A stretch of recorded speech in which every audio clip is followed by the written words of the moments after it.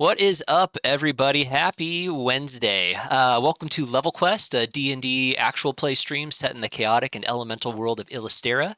Before we begin, we have a few fun things to share with you, starting with an announcement. We made it. You guys, we're internet famous now. We actually got HelloFresh reached out to us last week about becoming a sponsor of the show, which is super exciting.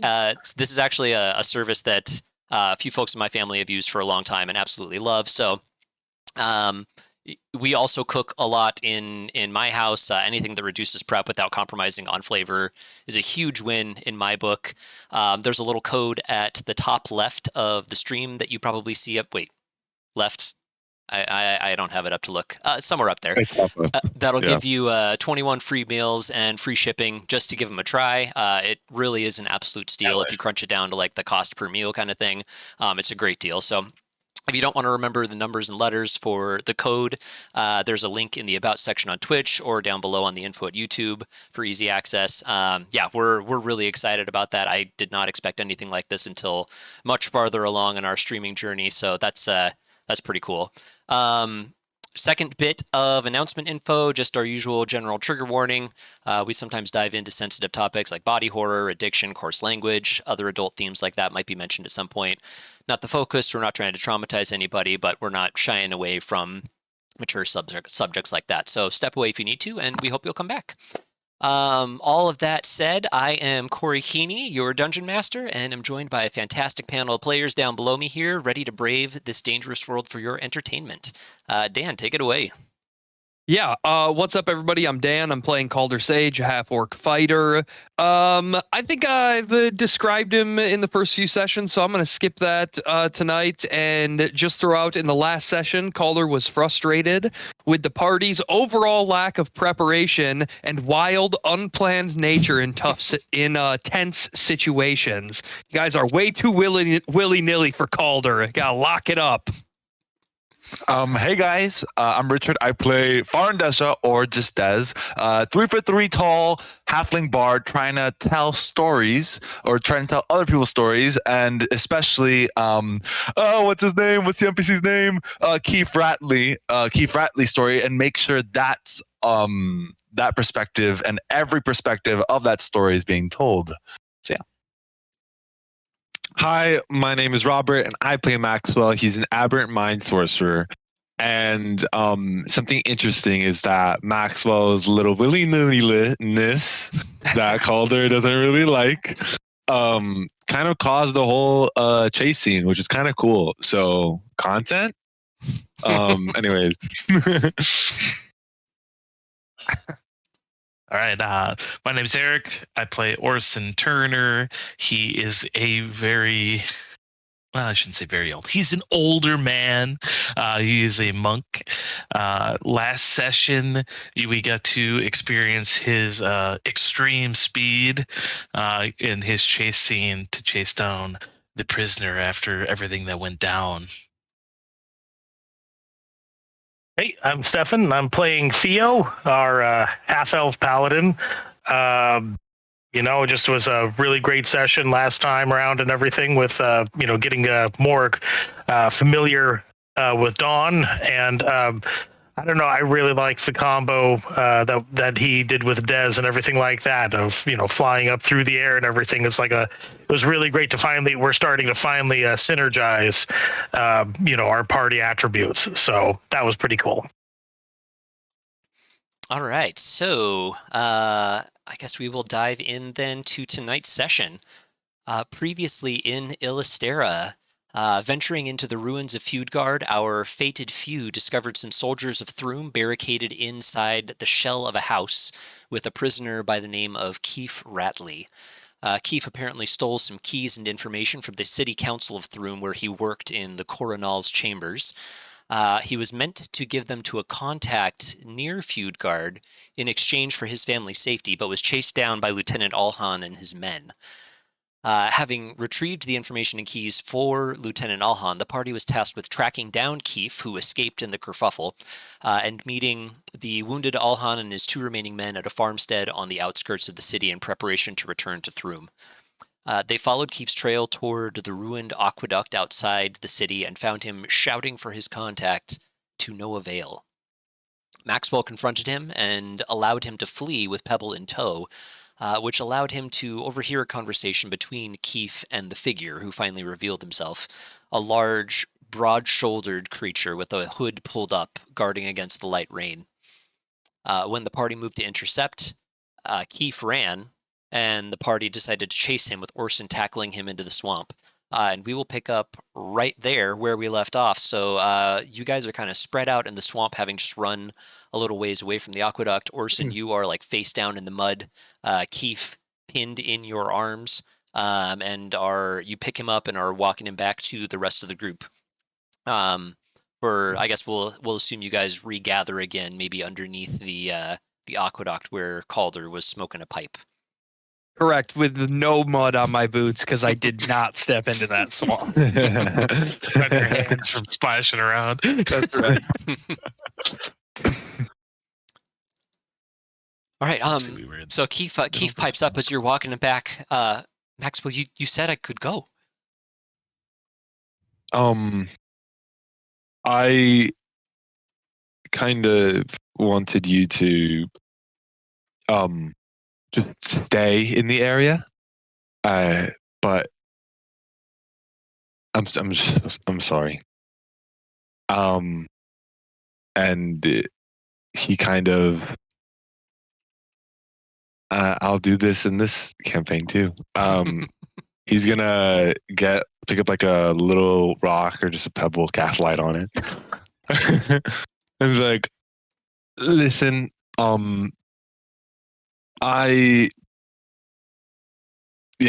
here. And he's gonna give a rock. Take this as an apology, I guess. It's a magical rock. And as you see, it lights up. But there's no way I could let you go. I'm sorry. But I tried. In case you can't tell, Keefe, this one here is a little indecisive. So now what? We just go back to Throom and that's it? We're gonna try and locate your family and try to help them out with against this organization. And we're gonna talk to the gods, see if we can find any less punishment for you. Something that's not in line with execution, and we'll see what we can do from there. But my hands are tied. I'm sorry. As long as you're telling us the truth and your story is real, then you shouldn't have a single worry when we go back to Thrum, okay? We're going to make sure your story's told, and everybody in Thrum and all of Illustera knows it, and knows you're an innocent person that was coerced into doing illegal things. Speaking of hands being tied, Calder is going to take out some rope and approach Keefe and attempt to tie his hands. Okay. He's not fighting at this point. There's no getting away from it. Okay. And as soon as like the final knot tightens, I'm going to say, he may have been innocent and coerced into this thievery, but no one coerced him to stab that guard of Thrum back in that shack, and that you will atone for. Yeah, he just kind of looks dejected and defeated and trapped. It's an unfortunate circumstance for sure. We'll see what we can do. I guess we're the best legal counsel there is. Is it evening? No. Oh, go ahead. Sorry. It's I was night. just gonna say, It is night, yeah. I was going to ask what time it was and like how long it was going to take us to get back to our rendezvous point with Captain Alheim. Yeah. So you guys woke up. Let's say all the commotion started at about 11 or so. Probably took about an hour to track him here, so it's somewhere around or just a little after midnight right now. It's probably, I don't know, an hour or two to the outskirts of the ruins where he proposed to meet you. So if you want to hustle through the night, maybe you guys can catch a break and get a late start tomorrow morning if you want to sleep there, or you can just carry on through and get out of this hellhole. Yeah, I feel like it's a smart idea to make sure we're all nice and safe and nobody else died when they split up. Like who else splits up? That's a terrible idea. But we need to make sure they're nice and safe and our ride is nice and safe, and then we can talk about everything in the morning. Yeah?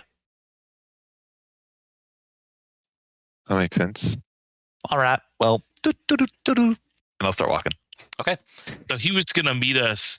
Like, if I recall, he headed out right away. Him and the other guards to go leave the city right away. Right? They weren't gonna camp. They were for going to the camp evening or on the anything. edge of the ruins and wait for us. Correct. it, right. They were Yeah. gonna leave the shack and everything. Yeah, they were heading to a little farmstead on the outskirts of the ruins where he left a couple soldiers with horses when they first came in.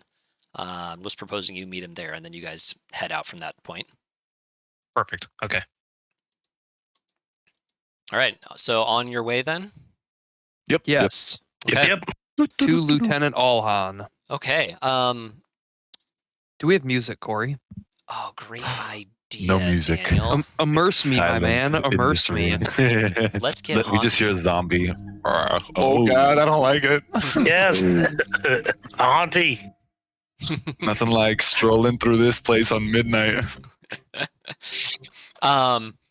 Okay, so you guys are marching through the swamp. Shadows cast at your backs from this little light rock that Keith is carrying in his palm. Light shining out between his fingers and everything. As you guys make your way over toward the outskirts of Feudgard. I really do love this soundtrack. Anyway, yeah, you get to the edge and you start to see the remnants of a few little houses. There's one that's in a little bit better condition than the others. Stone structure, and as you approach it, you can see the door open ajar. They can see you guys come in clearly. And Alhan steps out and sees Keith bound as you're walking up and just kind of smiles. Much appreciated, fellas. And he's got fresh bandages like wrapped around his waist from some of the wounds he sustained earlier. But it doesn't look like there's all that much activity out here, and you don't see any horses. He takes Keith from you and pushes him inside where one of his buddies. Wait, hold on. As Alhan reaches out for Keith, I'm going to just grab him by the arm firmly. Not Alhan, Keith. Lieutenant, at this point, would you say that you're more trusting of us? I'd say we are all on the same side here. Then, in the name of, as my man Theo says, justice, Keith stays with us until we get back to Throom. He will not be harmed or kicked like a dog anymore while we are here. Is that a threat? Or is that just Not necessarily a threat, more of like a firm ask. okay? Yeah, yeah. We've done you several services, and Yeah, this treat is- the prisoner, treat him with dignity, respect. Like, even if he's done terrible things, he deserves respect and dignity.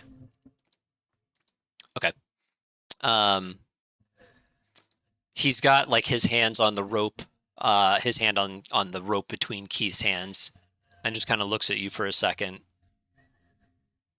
and says, "You realize we're all going the same direction together here." Understood. I'm just not gonna watch him be kicked and treated like he's less than.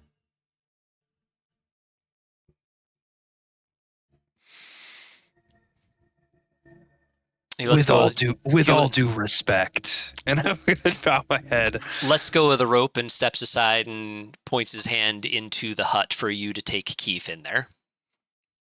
And I will. Okay. That was much more tense than I thought it was going to be. Maxwell's gonna like just raise his finger and be like, I thought you said there's gonna be horses here. Well, I thought there were. I suppose perhaps we were lost in the ruins a bit too long. My men must have returned to the city. So it looks like we hoof it.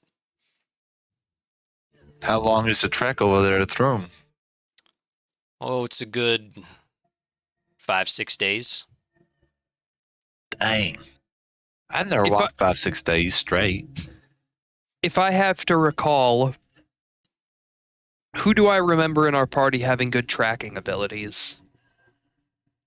I believe no one Because- is great at it. I don't think anybody is. Yeah, but there's nobody Maxwell. with a stellar modifier. Okay, well, I suppose I'm going to ask. I'm going to ask Maxwell. Listen. Kind of off to the side. Can everybody hear me if I approach him off to the side? You can find a minute to talk like outside before you guys all hunker in for the night.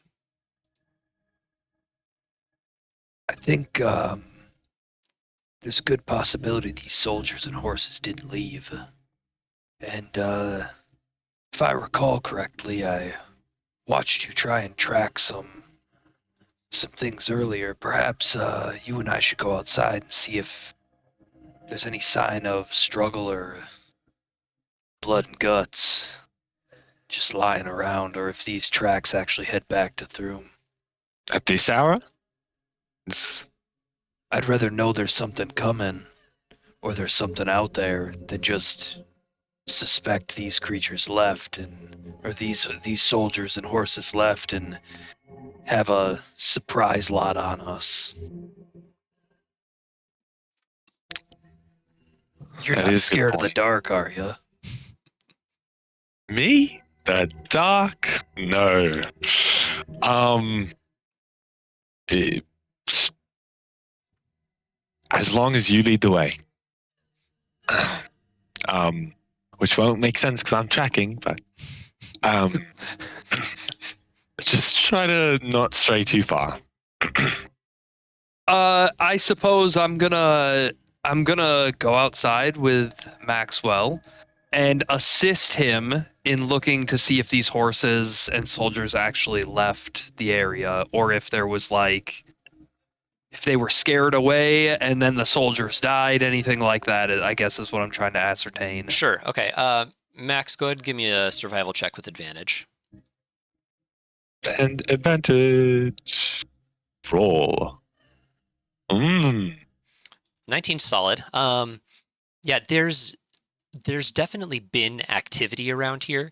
It has been raining. Some of the prints are kind of covered up, and the ground is super soft. So while it holds footprints, or while you can make footprints, they're not like stable really. They kind of filter. The mud sifts down to fill them in pretty quickly. There definitely were horses here. There definitely was a lot of foot traffic around here. You'd wager it's probably been, I don't know, hard to say, maybe a day or two since there was any activity besides that of the folks who are here right now. Doesn't look like there was a huge fight, like there are no signs of blood or struggle or other things like that on the ground around this little shack. But there's just a lot of things moving in and out around. Yeah. What about directions departed? Like, can we see a trail of departing horses or departing foot tracks? Yeah, you would see that it does. The most recent tracks do seem to head north-ish out of this little ruin. Okay, now last question. What about distance between tracks? Because Like speed? hasty, were they being hasty? Were they chased off? Was it fast or walking pace? That's a little hard to tell. There are quite a few tracks. Pairing them up for an exact stride is tough here. Of course, these are all questions I'm asking Maxwell. Yeah. And I answer them because I'm so skillful. With aplomb. Yes. Yeah. Yeah. So lots of foot traffic, but nothing suggesting fight or anything. I can go fine for the night at least. Well, I'm still gonna sleep with this thing close to me. As I hold my long sword close to my chest, I'm just gonna nudge Maxwell with an elbow, kind of hard, like toughen up, buddy, kind of thing, and then start walking back to the shack. Don't leave me behind, please. Pick up your feet, then. Okay. And I start going to a brisk jog. Okay. Yeah, you guys make your way back to this little farmhouse. Hop inside with the rest of the folks. The guards are still awake and blockade the door a little bit. And you guys are able to, I guess, drift off for a very late sleep. Should you desire to take a short rest here. Can Horses we already slept right when rally? they walked in. If you want to rally and get a long rest, you are welcome to do so. Do you guys want to rally? I don't We but we get an exhaustion point, no? At Doing the end of the rally, which lasts for 24 hours. So I essentially, have- you will get one tomorrow night if you rally tonight. And this doesn't have to be a full group decision. One person can rally. Oh, Yeah, lovely. since it's all an 8-hour rest either way. I Do we will level if we rally? No, still need to find a trainer. I will take that. Do I take it now or at the end of 24 hours? Exhaustion will be at the end of the 24 hours. Gotcha. I will rally. I'm not gonna rally. I I was will going to say that because with one rank of exhaustion, what does that do against us again? Okay, so Disadvantage. I've got kind of a custom setup for this where exhaustion is split into physical and mental. It's fatigue and strife. You can, with the rally system, you can pick which track you take a point on. The first level of the strife track gives you disadvantage on concentration checks. First level of the fatigue track, you can't take the dash or disengage actions. Ooh. And Maxwell, I will also remind you that since you are in the middle of the woods in a not very safe area, you are not going to automatically regain HP, although you can spend hit dice to recover it, and you will only regain half of your expendable resources. So half of your spell slots. I think you're only missing one, so it would top you off still. But you won't get all of your sorcery points back. Okay. I would only. Is it Okay, rounded I up see. or rounded down? Because I've Yes, it is respawned over. first. Always up. Always up. I would say you can round up with this. Okay. You're so will. nice. I mean, So normally nice. with D&D, You guys everything see the rounds power down. of my influence right there? All you, All you, Dan. All you.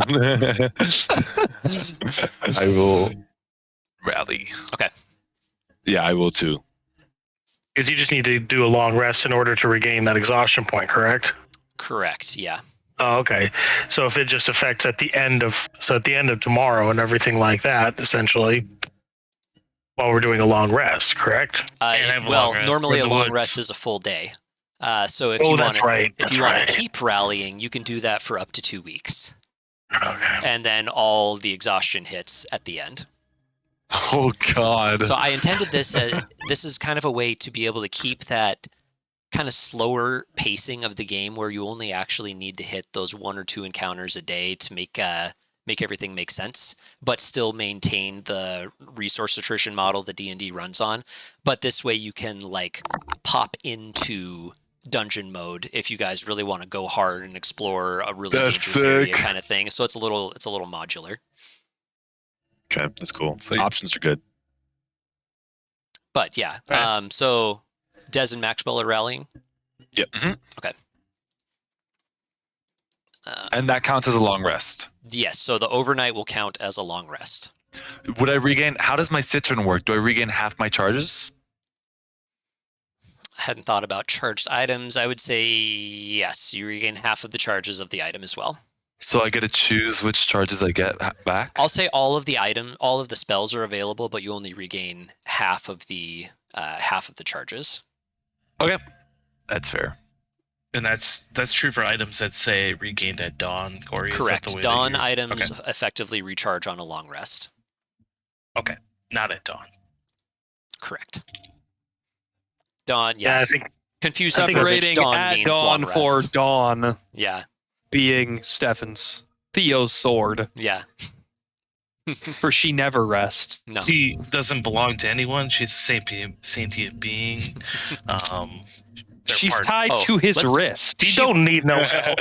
She belongs to Unriat. I'm You don't pretty need sure no we man. made that clear. Yeah, she don't need no man. I think I pretty much need to rally as well. Okay. To get back at least half of my pool, my lay on hands pool. Okay. And to get back one of my smite slot, one of my first level spell slots. Divine rest, and I apologize. How many hit dice as well? So you get back all of your hit dice as normal. Okay. And Perfect. then if you want to regain HP, you've got to spend hit dice to do so. I am A-okay on that front. All right. Since we're talking so much, Corey here, sorry.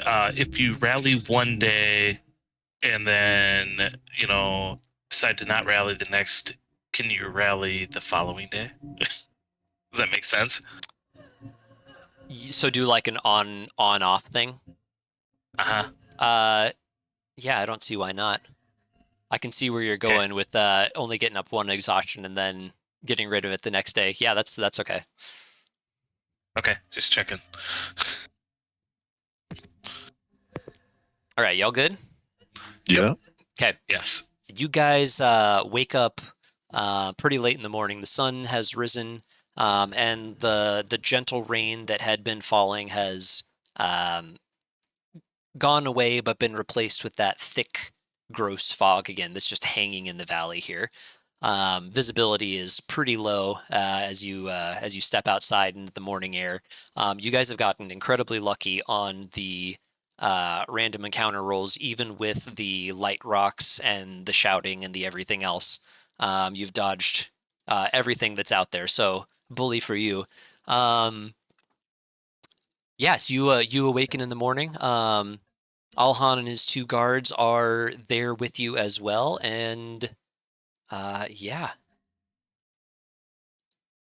He kind of takes point on the conversation and says, all right, my plan is to hike up to the village, the remnants of that village, about 2 days north. From there, we can catch the road and meet up onto the main trail. That'll take us back to Thrum. Should be easier going once we get there. Unless you guys know a quicker path. He says, slightly mockingly, but also interested in the answer. No, I. We know a quicker path. I was going to say, yeah, but I don't think, well, you had already established I had not really had any reason to be this far south. Yeah. Does Dawn know a quicker path? Ooh. It's a good question. Mind blow. Dawn, Theo, as you pose the question, she thinks to you, to be honest, Unriat and I didn't walk out of this valley very often. We would usually take the circle to the closest point for wherever we were going. Where's that? Oh, no. I want a teleporting circle. It's back at the sphere, of course. Well, The must have missed it. discs. I Yeah. don't think it's a disc. I think it's probably a collapsed room or something like that. We'll get it one Was day. that back in the cave? Or are you talking? No. It was down there where that was where the circle was. That's where you're speaking of where the trench was, correct? You're talking So about where- down here in the burned path trench thing? Yeah. No. Okay. No, she's In the talking about cave. back in the cave with the sphere. Oh, okay. Yeah. Oh, Or yeah. was first. The sphere Okay, room. Well, the only reason why I was thinking otherwise was because of how many times that she said they went down and met with name Elishor Vineweaver. They That did. they were. Yeah, so that was the only reason why I was wondering. It's like, oh, maybe it was that. So it's like, okay, good to know. Yep. No, not that weird clearing with the trench. Do I see Theo communicating with his sword? Like, is there, when they're communicating telepathically, Theo, is there anything that would allude to me that you're talking to that hunk of metal? Staring really intently. Yeah, I think that's more what it would be. Just kind of a loss of like awareness, slightly. Just to kind of again, yeah, staring intently, just deep in concentration. Okay. He looks at her Which after Dawn, but after Dawn says that and everything, he just kind of sighs, just like, and Lieutenant Allhan's in earshot, isn't he? Yeah, everybody's out there making preparations to go. I don't want to talk about it in front of him right now. Okay. Not only because again, that conversation where he was asking about us up in the mountains, and it's like, it's not that I don't trust him. It's just I don't think he's going to give me correct answers. So there's no point at this time. That's fair. All right, so you guys hit the trail. Yeah. Yes, Before we sir. left, Orson was eating his morning rations, just making sure to get a nice, gotta have all your meals, boys. Yeah. Oh yeah, and everybody make sure you mark off one ration or good berry or whatever you're doing during that overnight rest as your daily fooding. Maxwell wanted to actually go up to Theo, or not Theo, sorry, Orson, and just in his head just say, thank you for cleaning up after me yesterday. I don't know what would have happened if we couldn't catch up to him. Well, it doesn't seem like very many people can get away from me now. I kind of like it. It's, maybe if we can have more chases. Maybe sometime you can run in front and I'll chase after you. I don't know about that. But look, I was thinking maybe you could have a cool nickname. Maybe it could be, I don't know what your last name is, but you could be Orson the Jailer. And then last name, the Jailer. Nothing gets away from you. You trap everything and you keep it wherever you need it, you want it, you move it. You're there. Or the Runner. The Runner's cool too. Sounds kind of hokey. I'm not talking to Workshop. We're still talking in our heads. Oh, are you telepathically? Yeah. I'm sorry. Yeah. I missed that. We'll workshop it. Last name's Turner, by the way. Orson Turner. You haven't heard of me. Orson Turner. Were you that one guy that Master Potter. I really did not like? The baker's son. Oh my goodness. He gave me the worst bread. He intentionally gave me the worst bread just because I was a human. No. I couldn't believe it. No. That wasn't you? Oh. Potter, not Baker. Oh. I have no idea. Sorry. Unbelievable. Maybe one of my vases are from you, but I don't know. Ah, the youth these days. All right, you guys finish packing up your stuff and hit the road. Orson maybe a little exasperated, but also eager to play tag at some point down the line here. So I guess should I assume that the overland marching order you guys set up previously is still in effect, more or less? Seems to work well. I think we do that. Oh, and are you guys feeding the soldiers in Keef? No. Do they not have their own rations? They do not have rations. Of course not. Keith, Oh, no. but not the soldier. I mean, maybe. Maybe. Well, yes, Theo will. Okay. I will also. All right. I was thinking Calder could give him some bread. Well, 'cause Calder did feed him when you guys first met. That's right. Stomach bread. I. Whoever's gave him a doing berry. it, that's 4 good berries off your sheet there.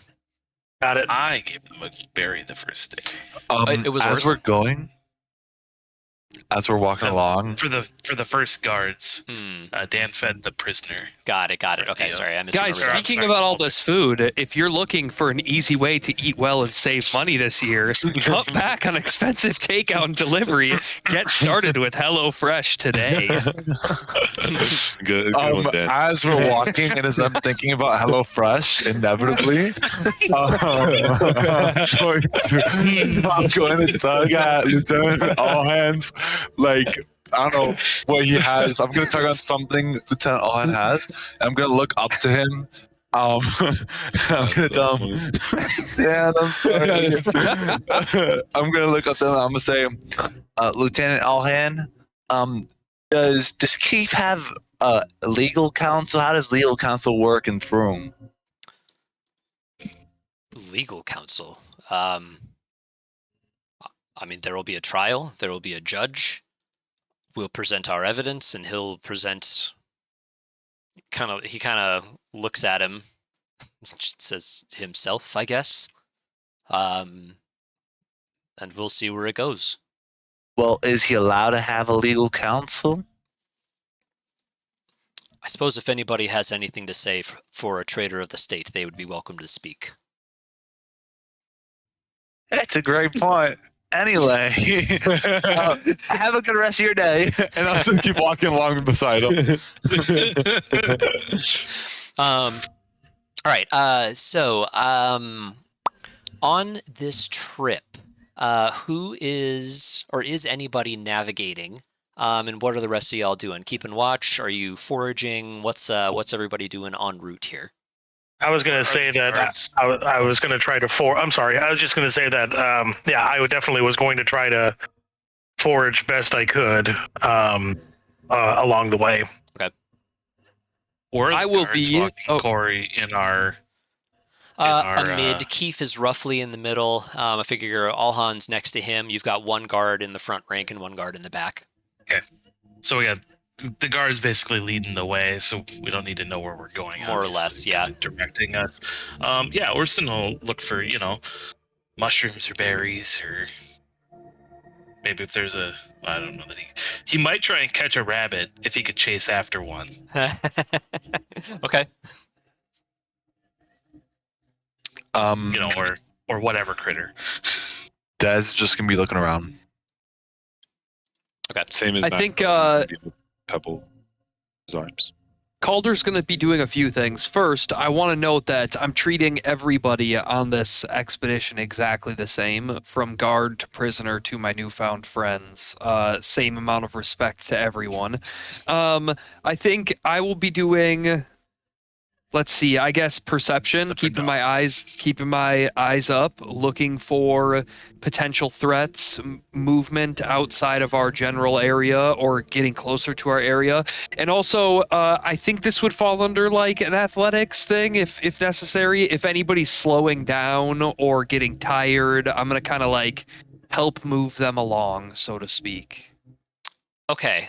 Keeping us all in a tight formation. Keep everybody moving at a good pace, staying together. Yep. No weak links. Okay. At any point that we take a group break or whatever, Maxwell's gonna spend time to just kind of clean his shoes, shine them a little bit with a rag that he has in his pocket. Just making sure they look nice and presentable. Okay. All right. Sounds good. So, Des, Max, Calder, perceptions, if you please. Orson and Theo, go ahead and give me survival checks.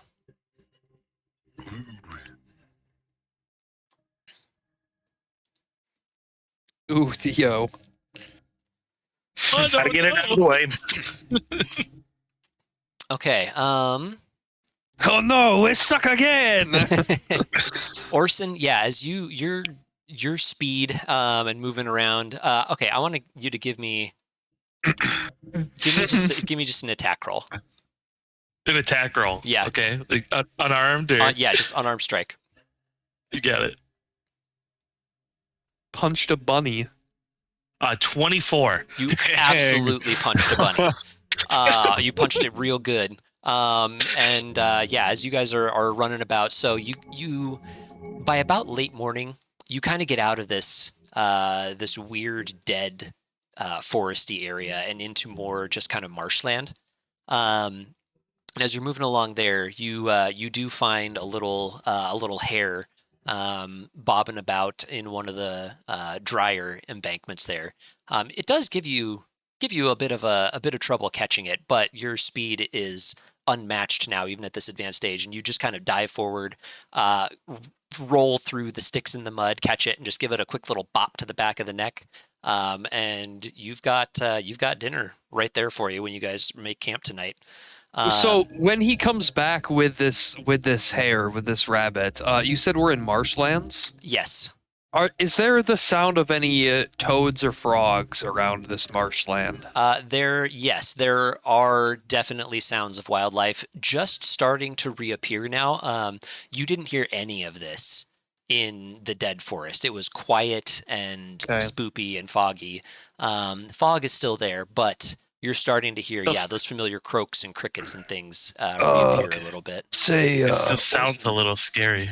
Orson, It's go out changing. for food tomorrow. Would you mind seeing if you can snag like a couple dozen frogs? A couple dozen frog legs make a good meal. I mean, I don't see why not. You ever had a good frog leg? Absolutely. I love the idea with Theo getting a survival of 3. He spots a hare, but it's the one that Orson already has in his hands. I found one. He's like wading out of the reeds. Yeah. Orson's already cooking it over a spit on the fire. Yeah. I found a fire, guys. I smell something cooking. That's funny.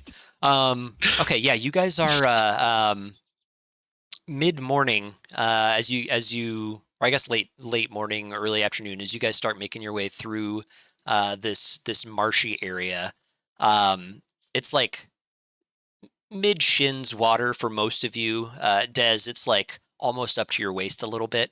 And with it being so much higher on your body, you're kind of a little more in tune with the water and like keeping a very careful eye on it. Mhm. As you guys are moving along, you're roughly in the middle of the pack here, and you start to see a little disturbance in the water, a water ahead of you, just a little bit too late to catch the problem before it becomes a problem. One of the guards that's leading the way out there takes a step just into the next segment of the swamp. And actually, give me just a second to make a roll of sorts. He dies. I feel like there One should less be more person to feed. intense music than Tweety Birds. Not yet. I think it's pretty accurate. I'm just glad we're not in the sad music anymore. With his heavily armored foot, he fortunately avoids any damage. But as he steps forward into the water here, the water kind of turns, and around his body, you see this surge of tiny little snakes moving about all in the water, and he just kind of shouts and starts like high stepping to try and get out of the water. What is everybody doing in this moment? I yell, "Snakes!" start I'm gonna look trudging away. I'm gonna look over to Orson and just go, second dinner. Are you going in after him? No. I just pointed. The night is our second dinner. Okay. The night. Okay, as you guys sit and watch and just kind of get yourselves up out of the water, as the soldier does the same. He crawls up out of this mucky area onto the embankment, and after him slithers a few dozen snakes with no skin and no guts, just the bones. These skeletal snakes are just like roiling up the bank after this guard. And go after him again. He draws his blade out and moves to strike him, but a single blade against a few dozen snakes doesn't seem to do all that much to them. Theo, I see you drawing your warhammer. Are you making a move in? Oh yeah, drawing Dawn. Okay. Dawn. Drawing. Yeah. As soon as he sees the skeletons and everything, he draws Dawn and everything and charges ahead. It's like I'll go right behind Theo. Yep. Back to work, Dawn. Okay. All right. Go ahead and give me an attack roll, Theo. Wait, there we go. I had the wrong window open. 25. 25 will do it. My goodness. All right. Give me damage. Let's see here. That, and I'm assuming they're undead. They are. They are indeed. Oh, Holy total. moly. Dang. Jesus Christ. Okay, well, while the actual and it deals all radiant damage, doesn't it? Yes. Oh wait, I think it's is it? Oh crap. You click on it again. 1 second, because it's too long ago. Blah blah blah blah blah. Holding the weapon. I'm sorry. It deals. Oh no. Ignore the 1d10 because it deals an additional just straight 1d8. Ignore the 1d10 because that's because it's versatile.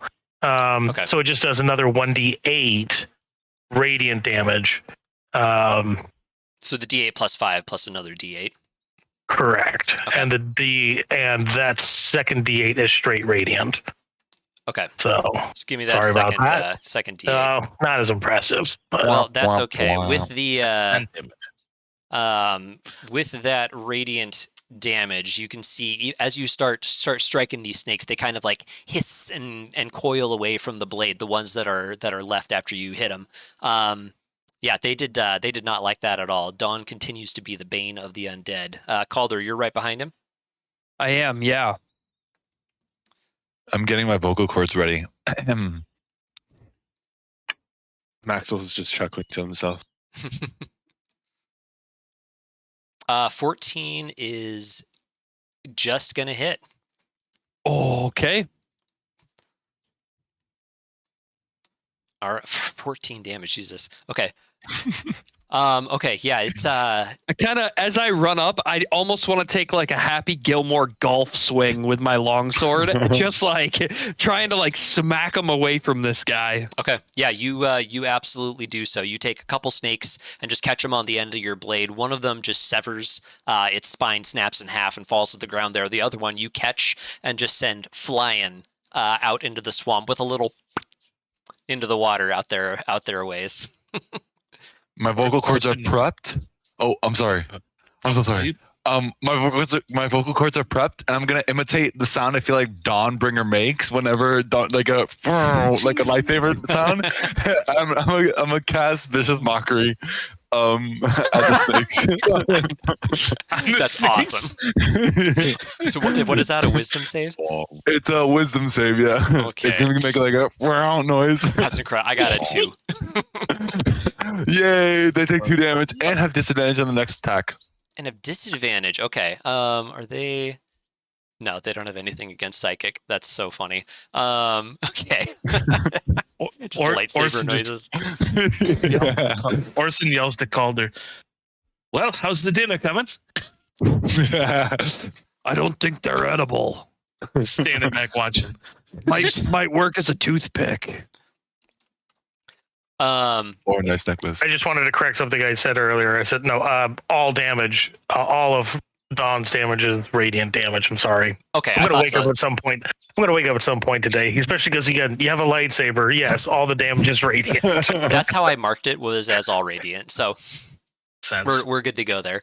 Alhan swings into action next, pulls his blade out and comes over and just kind of gets down on the ground and actually starts smashing a couple of them with the pommel of his blade.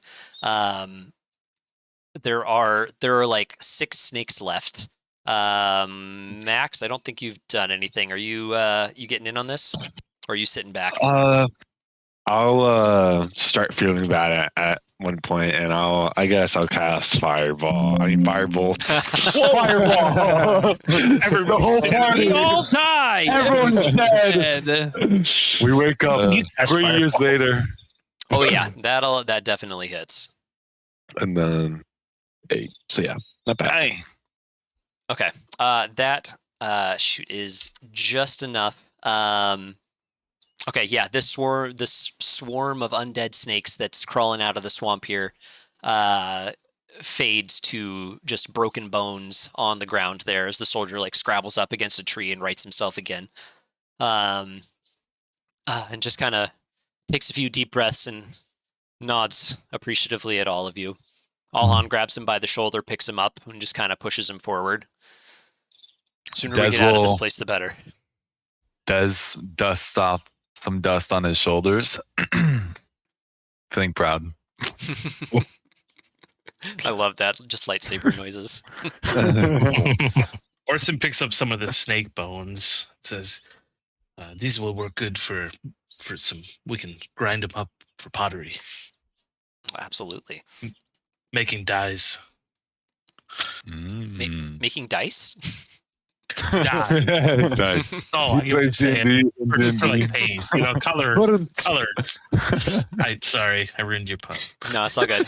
You guys, this little perturbation out of the way, you guys carry on and make your way through the swamp and come toward the edge of the forest. The watery ground finally gives way to dry, lush soil as you see more trees, a lot more greenery, and less of this death behind you.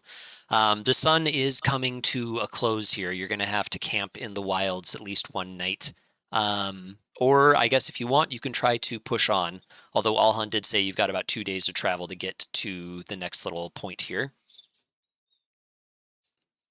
2 days to get to the village, or 2 days to get to Throom? 2 days to get to the next village checkpoint, and then another 4 to get to Throom. I don't know about you guys, but keeping up with your pace is kind of difficult. So I will take my rest here. I'm gonna say, does it look like Alhan is setting up to take a rest as well? Yeah, he's they're down. They're certainly down for a break point. Even though they're patched up, all 3 of them are looking a little haggard, still a little stressed out. You can see they've got bloodshot eyes, and they're all still a little on edge after everything that happened over the last while here. Let's go ahead and Theo's all up for a rest. Okay. All right, you guys, you hunker down for the night. Fortunately, there are no disruptions. You camp, if tensely, peacefully throughout the night here on the edge of the forest, and awaken the next morning to get back on the road. The fog, as you all awaken and step out of whatever makeshift shelters you've got, awaken to a light rain again in this gross, gray, cold bit of the world here, and make your way unimpeded throughout the entire day through the rest of these woods. As the greenery thickens again, you start to hear more and more life and birds and critters and all kinds of things skittering about. As at the end of the next day, you make it to these village ruins here. Toward the end of the second day, it's still maybe dinner time. You've got a few hours of sunlight left. Alhan calls out, I suppose we can make camp here. There should be decent shelter at least. against the rain. And we'll set out in the morning. Should be easier going from this point out. Why is it always so rainy? I feel like we get the bad end of the stick. Tisk, tisk, tisk. I don't know. I'll take rain over thunder or firestorms or massive waves or any of the other problems that plague the world. Whoa, whoa, whoa, whoa, whoa. Okay, you don't have to brag to us about what you've been through. Jesus. No, I'm saying I haven't. I haven't I been knock through. out. I knock out. Yeah. Doesn't hear that. Yes. I'm not a fan of lightning. I hope it doesn't lightning. So I have been through it. Didn't come out well. So these ruins here look like they're of similar age to Feudgard. Maybe not quite as old, although it looks like this was more of a village. There's like one larger structure that maybe was an inn or a tavern or something at one point, and then a few other buildings surrounding it, but all quite dilapidated and run down. Doesn't look like there's been anybody living here for quite some time. Alhan, what is this place? This hasn't been a functional city for long time, before my time. I forget what it was called. It was kind of a waypoint back when Feudgard lived. They were trying to create a secondary road to their little offshoot of a city. I guess it never took off. Is Caused all this these ruins? Say that again. What? What caused all these ruins? Lack of use, I think. Could have been a flood, washed everything away, but from my understanding of the history books, it just faded. When when the few people who lived in Feudgard finally left, and the storms picked up, there's no tradeway back here. There's no ocean lanes or anything. It's very off the beaten path. Nothing to keep the city alive. So the people moved to where there was work, where there was a living to be made.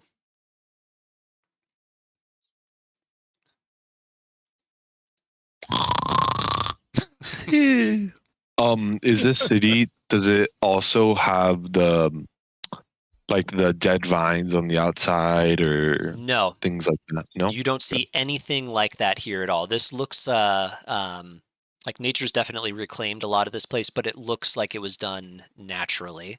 There's no unusual growths, no dead trees. No unnaturalness to this. Are you wanting to look around and explore a little bit, or are you just gonna hunker down? I think I for try safety. Oh. Go ahead. I was gonna say, might try and look around and check for any more food or anything that we could gather. As Orson starts walking away, I'm just gonna snap my. Hey, don't forget frog legs. I'll go with Orson. Okay, yeah, if you guys are walking around just kind of seeing what there is to see, if you're looking for food, give me a survival. If you're like poking around the city or something, give me, I guess, an investigation or a history. 4. Went well. 18. One better.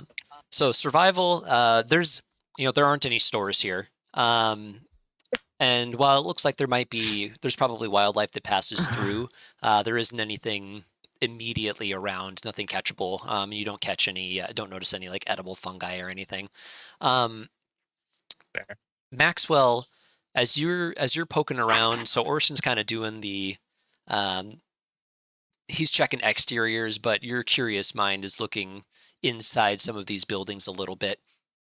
And you open up one of the doors and notice in a corner, kind of underneath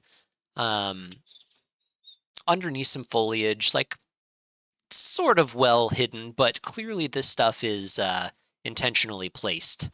These branches and leaves and things in the corner of this room.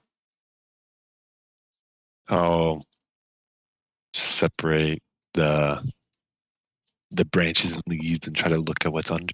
Okay. Yeah, they clear away easily enough. You find a wooden crate, in relatively good condition, certainly compared to everything else around here. Yeah.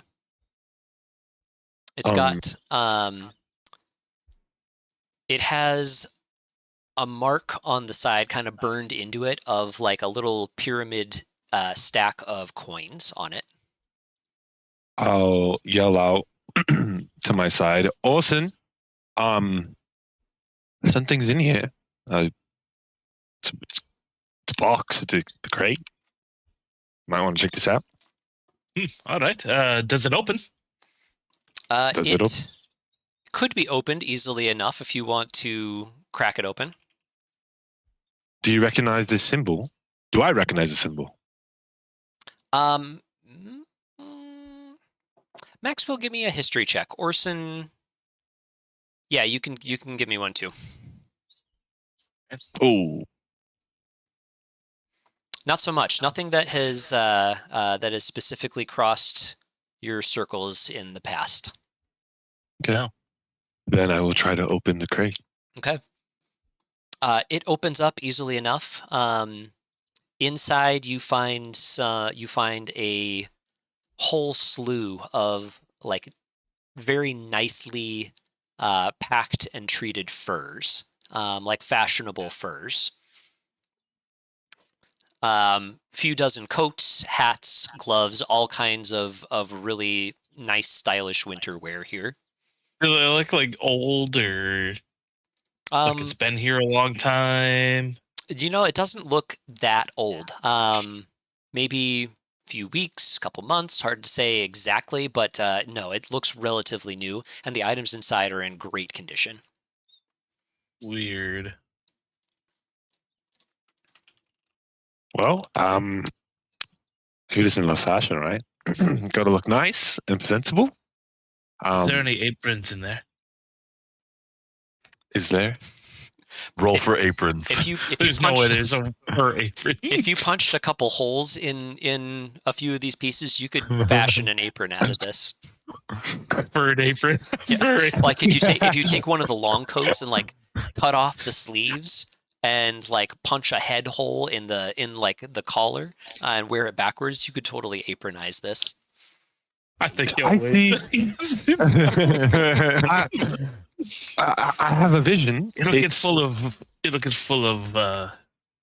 But I mean, it's fashionable though. I mean, a potter wearing, fashionable apron made out of fur. That's new. No one's seen that before, right? I definitely haven't met a lot of potters. What do you say we maybe put on some things and surprise the group when we come back? I mean, I guess someone probably put it here. Yeah. Yeah, let's do it. So like a hat. Yeah. Yeah, you get one of those like nice the big Russian hats. Yeah. Yes. I love that. I love that. And I'm just gonna put on a coat. Yes. I guess. Yes, that exactly. That's amazing. Oh my god, you guys! Funny. I'm gonna make sure the colors match. That it flows with my star robe. Absolutely, you guys deck yourselves out.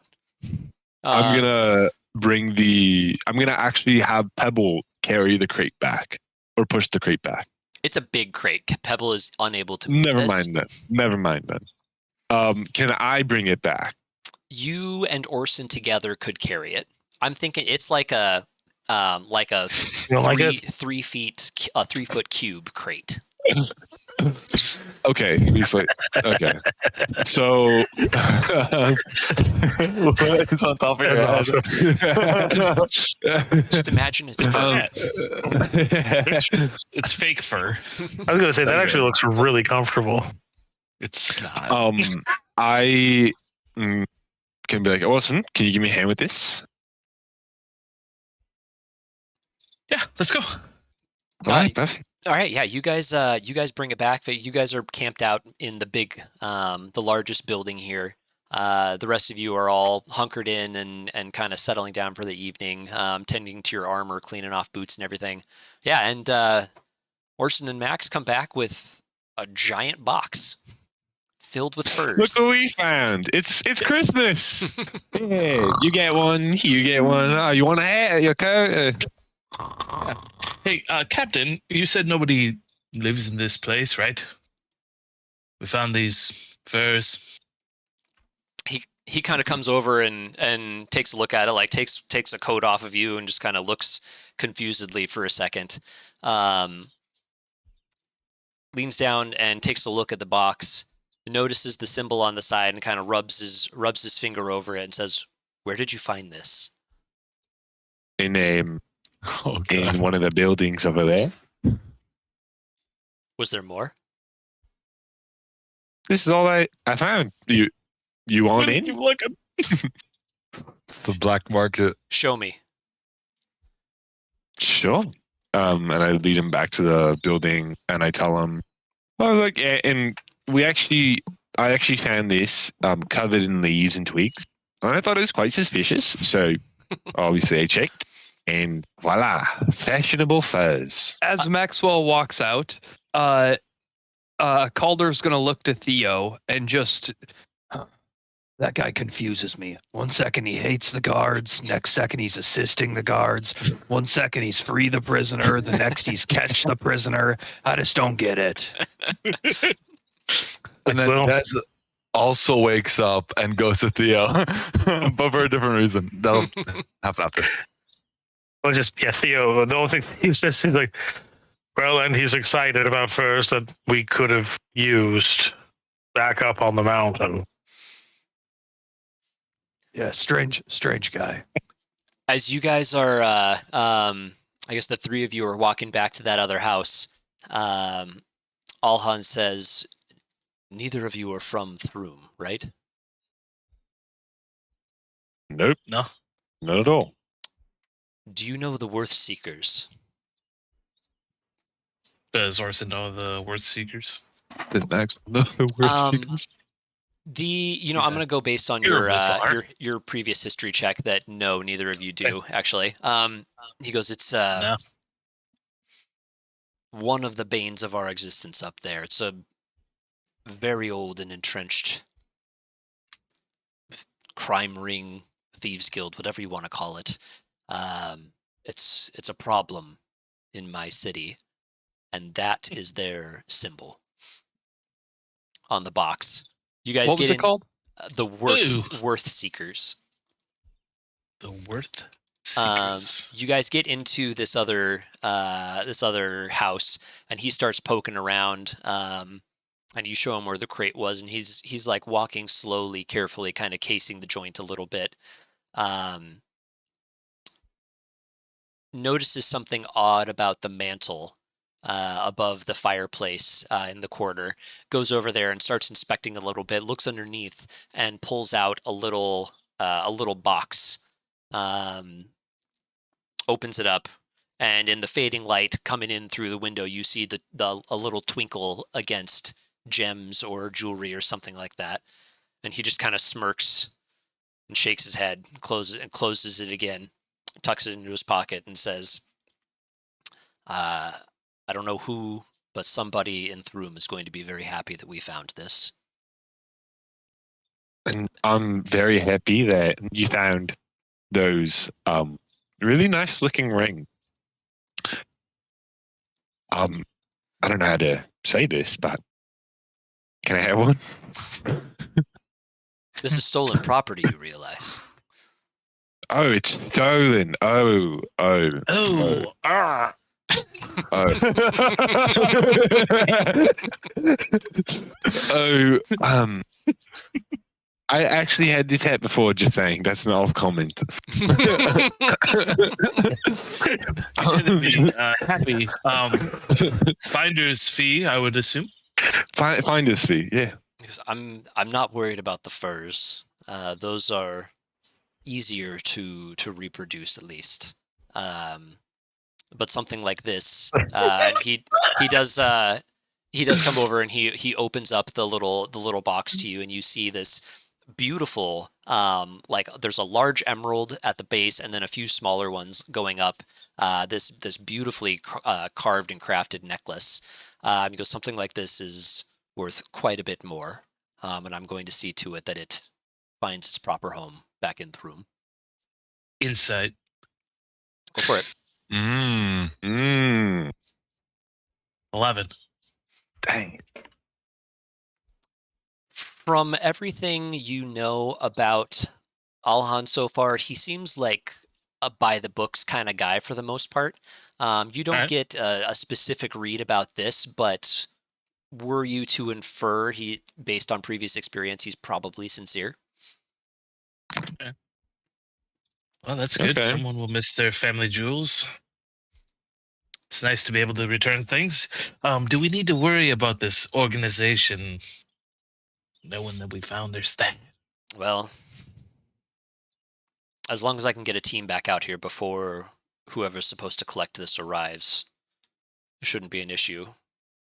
And hopefully less of a problem for everyone going forward. Well, as long as the big guys in the ring are mildly upset about this, I think that's a win, right? What? Oh, the big guy in the ring. Yeah. Yeah. I think you're fine. I don't expect any problems. Shall So we? Theo, I had the No, go ahead. Sorry. so Theo, I had this idea. Okay, so apparently, Keith doesn't have legal counsel, but I know you like Tango and Justice. So what if you and I team up to be his legal counsel? I can do my best, but just because I study justice doesn't mean I study law. I'm sure it'll help you out somewhere. Just one small thing to know. We may be considered traitors to Thrum, just saying, but I think it's gonna be fine. We're gonna resolve everything. People are gonna be able to see the right story. Why would we be considered traitors to Thrum? Well, because we're assisting a quote unquote traitor to Thrum. And I'm just not sure if he's going to be able to tell his whole story and be believed. I mean, I don't think it's easy to believe the guilty man on trial, or when you already believe he's guilty. So, First thing that I'd like to do when we get back to Thrum is seek the counsel of the Vikram. what the heck is a Vikram? He was the head of the Droom Temple back in Thrum, and according to Alhan, he still is. All right. So I would like to get there. I would like to have their counsel first. I do not see that. I don't see that if we were to help. I don't see if we were to help Keith, that we would be seen as anyone besides people looking to help. Considering it would have been just as easy for us to kill him out in the woods, or just turn him directly over. We've done nothing but fight for him to clear his name. I wish to see justice. I wish to see justice served. If that means he is at the end of a rope, so be it. As long as I feel it's done correctly. As long as I feel that he has been given a fair chance. I'm I by guess you we'll guys, see. right? Calder's by you guys. Yeah, I would imagine. Personally, I hope he walks free for all the coercion and being forced into the thievery, but don't forget, we don't know if that's true, first of all. Second of all, even if it is, he did try to take the life of a guard. Well, We can't give him too much credit, Des. And you, I understand wanting to give the guy a fair shake, but standing up there trying to claim he's entirely innocent might not look too well on you. What Nope. does an animal do when they're cornered? They strike. I mean, it's not very fair to say that. I know it happened, but there's things around it, and context is very important. Des, what's the difference between you and an animal? Brains? I have no clue. Intellect. Well, I'm Intellect. not the one with my family being endangered. I mean, it's a different scenario. You can't compare it. It's like the ocean to deserts. You can't compare that. Say what you will, he stabbed a man. Well, that's without the context, but okay, Calder, you believe what you want to believe. It's fine. And that's what justice is to balance and find the balance between those two extremes, between those two positions. If he is telling the truth that his family, if he's telling the truth that he was coerced into doing something that was against the rules, maybe he doesn't need to be executed. Maybe he just needs to serve a prison sentence. That's not for me to judge. I'd be happy to just serve a sentence. I was gonna say is keep sitting there listening. As are the other two guards. Keith, how would you feel like? I haven't even dared to ask you. How would you feel to have us as your lead? Would you trust us? I mean, do you know everything I know about all this crazy thing going on? Listen, Des. While I wish to see this man, as I gesture over to him, treated with dignity and respect, understand you can't get too close to him right now. No offense, Keith, but we don't even know if what Keith is telling us is true. I mean, he could be the scum of the world for all we know. And you can't just take everyone at their word here, Des. I understand wanting to find the truth, but only few know the truth. Him, the ones that put him up to this, that's it. And it's not for us to determine. Well, Keith, I have a question. Have you been telling us the truth? Of course. Insight. Go for it. But yeah, and Theo's also listening. Damn it. You get in on this too, I Theo. believe him. Oh, I believe Jesus him. What can I Christ. say? What can I say? I mean, It's true. Did you look at his eyes? He's crying He's right an now. innocent man.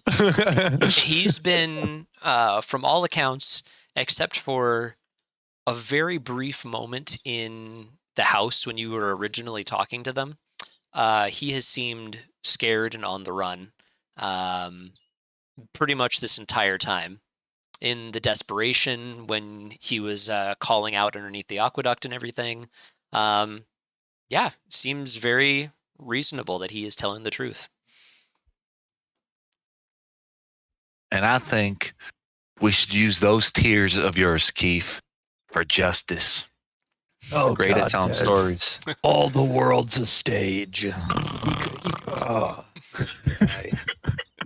I'm gonna lift up my breastplate, pull out some wet stomach bread. I'm gonna smack Des in the face with it, and then I'm gonna put it back. Dare you, Calder? You know I don't like that bread. Have I ever eaten that bread? No. But you still slapped me with it. I Probably needs a con check. It is. I would say it is not bread at this point. Oh God! It's more of a paste. After I smack it, and Up it's like, my- I'm just gonna be like, I'm gonna take it back out and just like drop it and like fling my hand. Kept it in there a little too long. Overcooked, one might say. Oh, man, gonna this cold grab- smell. I'm gonna wipe some of my paste off and just rub it on Calder's leg. Yeasty. Well, that's what you get. Still tastes pretty good. That is really disgusting. Everybody's got different standards. It goes back to cleaning everyone's armor and weapons. Yeah, so you guys hunker back down for the evening here. there's and I figure I don't ask who's on watch at night because I figure if something happens at night, someone will randomly be on watch, whoever that may be at any given moment. Throughout the evening, you get reports from whoever was standing guard, one of the soldiers from Calder at one point, just sounds outside. Nothing incriminating. No sounds of like metal against metal, like a blade being unsheathed or voices or anything. Just movement. Could be animals. Could be who knows what. But nothing that really presents itself to you as an opportunity. Just nature taking its course, I suppose. You wake up the following morning, ready to roll again. And this time, fortunately, even though it's quite overgrown, there is at least the remnants of a road before you on your way back towards civilization. Excellent. Any last minute comments before you head out? Yeah, are we taking the furs to like sell them back to people in town, or what happened with that? Are they were I they guess that's up taking the to you furs? guys. Alhan does not stand in your way if you want to take the furs. Anything that hurts the Worth Seekers, he sees as a win. Between all of you, you guys can pack out the furs if you want to take them. If That's we not were very to good. pack out the furs, asking Alhan, who could we give them to make sure that they're returned to the people they were stolen from, or like, or better idea, guys.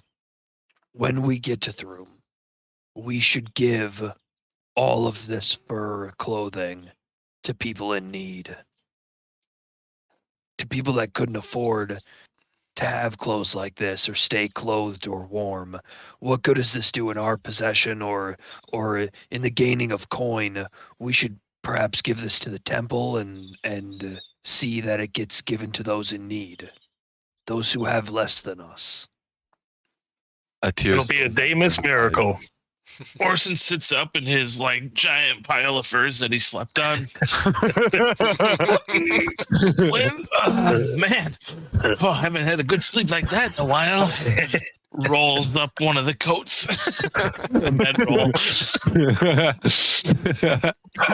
was gonna say the other thing I could see or whatever is that the furs get put back into the crate and everything, and then that's where Des sleeps. It's like one of those baby Well, boxes. Like Exactly. That's my wish for the furs. a crib. Calder, It's a that crib. is the sweetest thing I've ever heard you say. Brought a tear in my eye. Oh, shucks. Well, don't maybe go- just pick it up. Don't big don't go writing an article about it, Des. I need to maintain this appearance. Well, maybe I will. It's such a great idea. Good idea. Let's do it. Taking them? I think about the headline. Okay. Versus, can I keep one as a bedroll? Fighter turned. I gotta think about it. Sorry about that. You're not too quick on your feet, kid. No, I'm not. I'm not too quick on my feet. I'm sorry, Calder. Kind of emotional too. Okay, so I will say Calder can take this solo, or two people can take it if you're carrying it in the crate. And that's like, you're carrying this giant crate all day for the next several days, which is a lot. I'm probably going to make you roll something, or maybe take a point of fatigue or something like that. Alternatively, Okay, go ahead. I was going to say, Nope. or if you want to like pull out some of the furs and stash them in your backpacks, probably won't be able to take all of them with you, but would be easier to travel that way.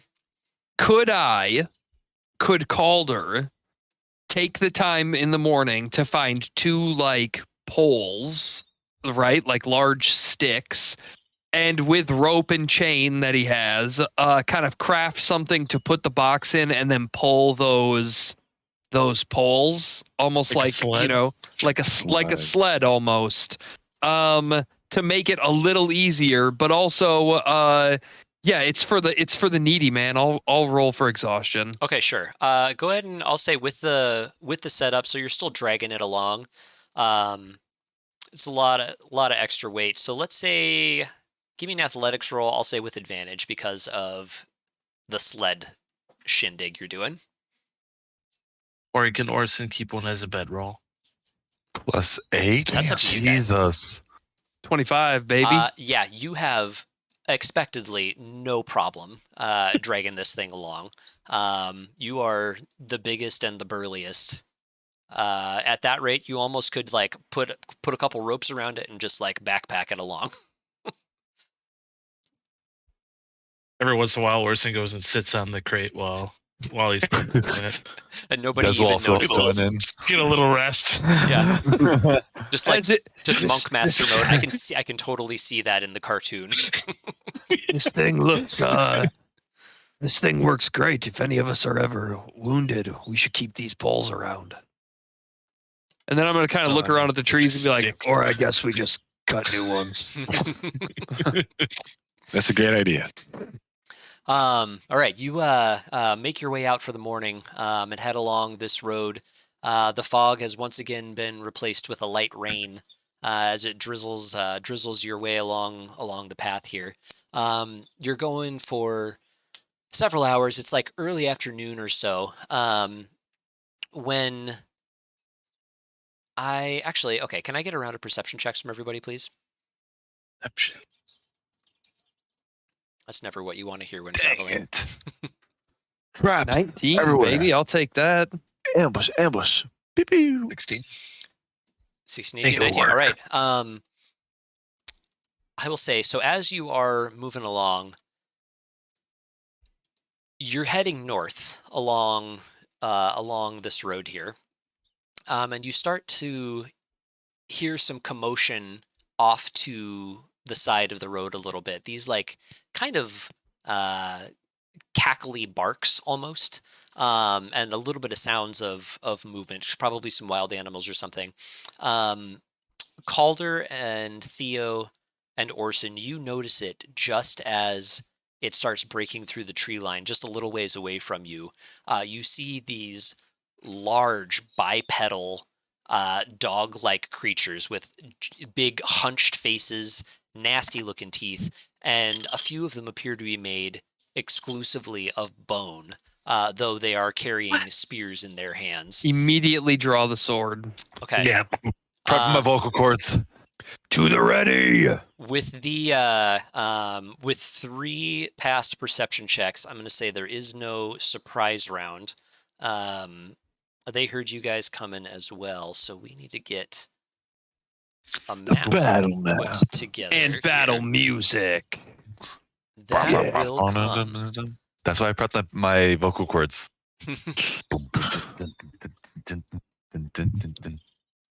All right. Oh, that showing? whoa. There's a Yeah, it is. guard Yeah. token. Or is that a guard token? Who's Yeah, so this one here, that is Alhan. And then his Need 2 to soldiers, refresh. and Keef is in the middle there. Well, Keith looks more Holy. respectable than I thought he would. He's a fine gentleman. Okay, we need some musica. And initiative rolls, yes? We do need initiative rolls as well. And I need to add these to Combat Tracker. Ooh, I Initiative. finally rolled okay. We need Oh, some... roll Fine. Dog. Where's initiative? What about concentration? It's on your Initiative character is- sheet. I'm just kidding. Wow. Below proficiency. Sassy Thanks, bitch. Dan. Initiative. I found it. Pass it, bitch. And I think I need to refresh the stream. Hey, speaking of refresh, have we told you about HelloFresh? Wow. That's so good. What about HelloFresh, Dan?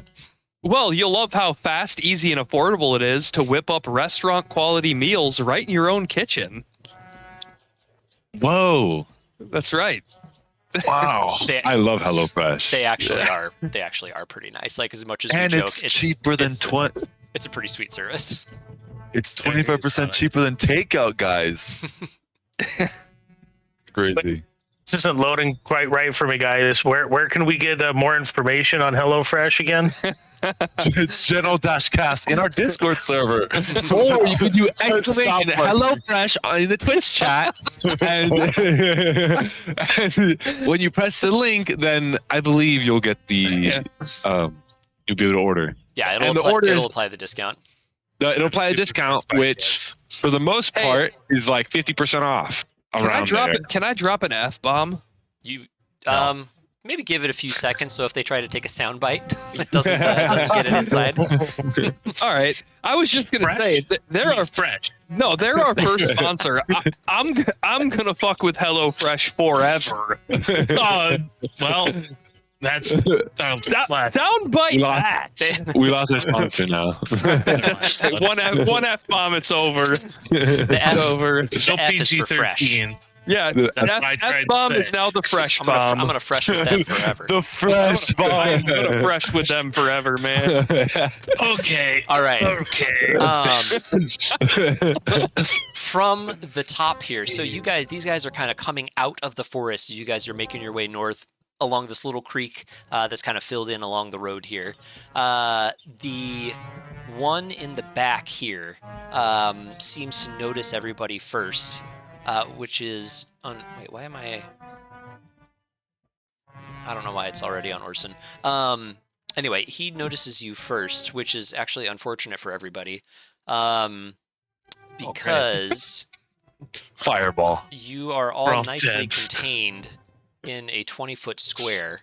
Oh no. I would like, what is this? Strength saving throws, I believe, from everybody. Saving throws. Strength. I'll be just saving fine, throw. guys. Plus, I'm gonna make this nice and green. 120, Yeah. 120, 120. I'm getting tired of this. Okay, you are, and I need to roll a few for the soldiers and stuff as well. 1, 2. 2 pass, 2 do not. All right. Orson and Max, the two of you are restrained. So they mutter some. Is this magic, Corey? This is magic, yes. Orson just shakes it off. Yes, because you are you Can't hold stupid me free. let's go. Okay, yeah, it's so they chant these words, and all these plants and vines and things just reach up and grab each of you. Most of you are able to shake it off. Keith and one of the soldiers are caught in it as well, along with Maxwell. The rest of you are able to continue moving and everything. And that is all they're going to do. They've got a nice little healthy line of undead beasties. So these 3 undead here look exactly like the rest of these large bipedal creatures. They've got like trace amounts of hair and fur dripping off of them, but no skin, no meatiness to them, just skeletal. Calder, you've got quite a few baddies staring you down here. Oh, what to do? Let's see. 5, 10, 15, 20. Is the stream like hard I will difficult say, terrain? yeah, I'm going to say, no, the stream is not. I'm going to say anything with a solid bush in it, like that square, or the trees and stuff. Those are difficult terrain. Otherwise, it's fair game. Like, you can't move Okay, through 5, this area. 10, 15, 20, 25, 30. I guess I'll move 30 feet to right there. And then I will just take a step back, pull my long sword up, two-handed facing them, and I will hold my action to strike the first one that comes within melee range of me. Okay, then Orson, you are up.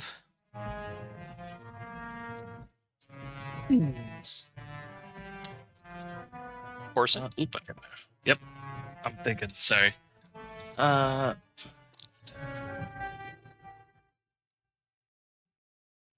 Orson's gonna run up to this guy right here, in front of him, and he will strike at him with his spear. for 14. That is just going to miss. He's got a spear of his own, and he kind of leans back and parries your blow off to the side, and then just snarls back at you. Okay. What do I want to do?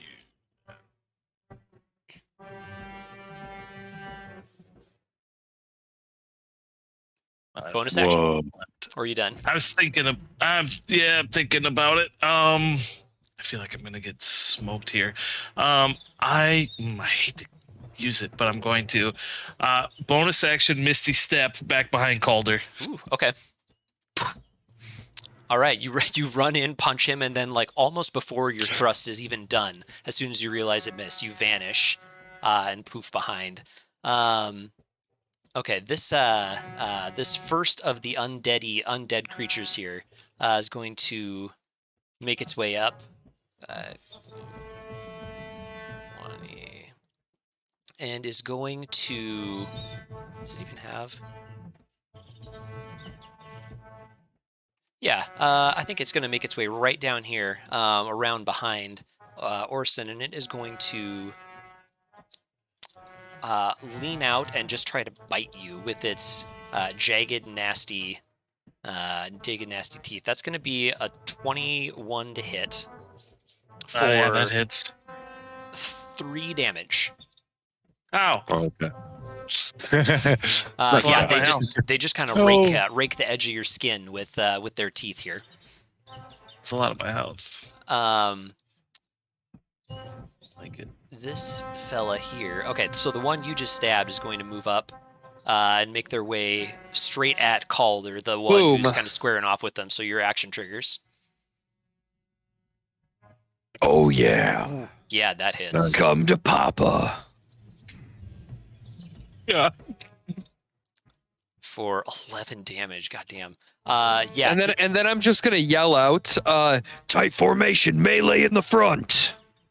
Okay. Yeah. Even though it blocks your blow with its spear, it's just too strong. Though you press it down and just kind of, as you pull back, run the edge of your blade along its arm, and it bleeds and kind of whimpers that dog whimper, and then in retaliation is going to.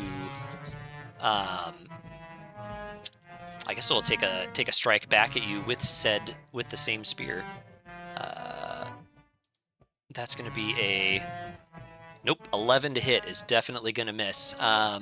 Too surprised by the power of the blow that came after it here. This other one in the back.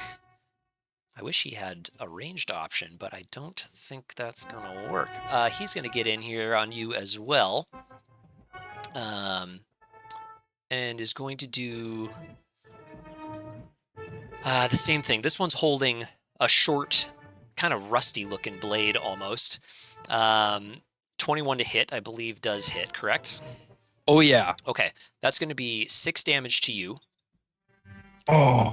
As you're busy fending off the other one, it rushes in and seizes the opportunity with one of its swords, and then as your attention is quickly drawn to it, it leans in to try and bite your arm, but only gets a 14.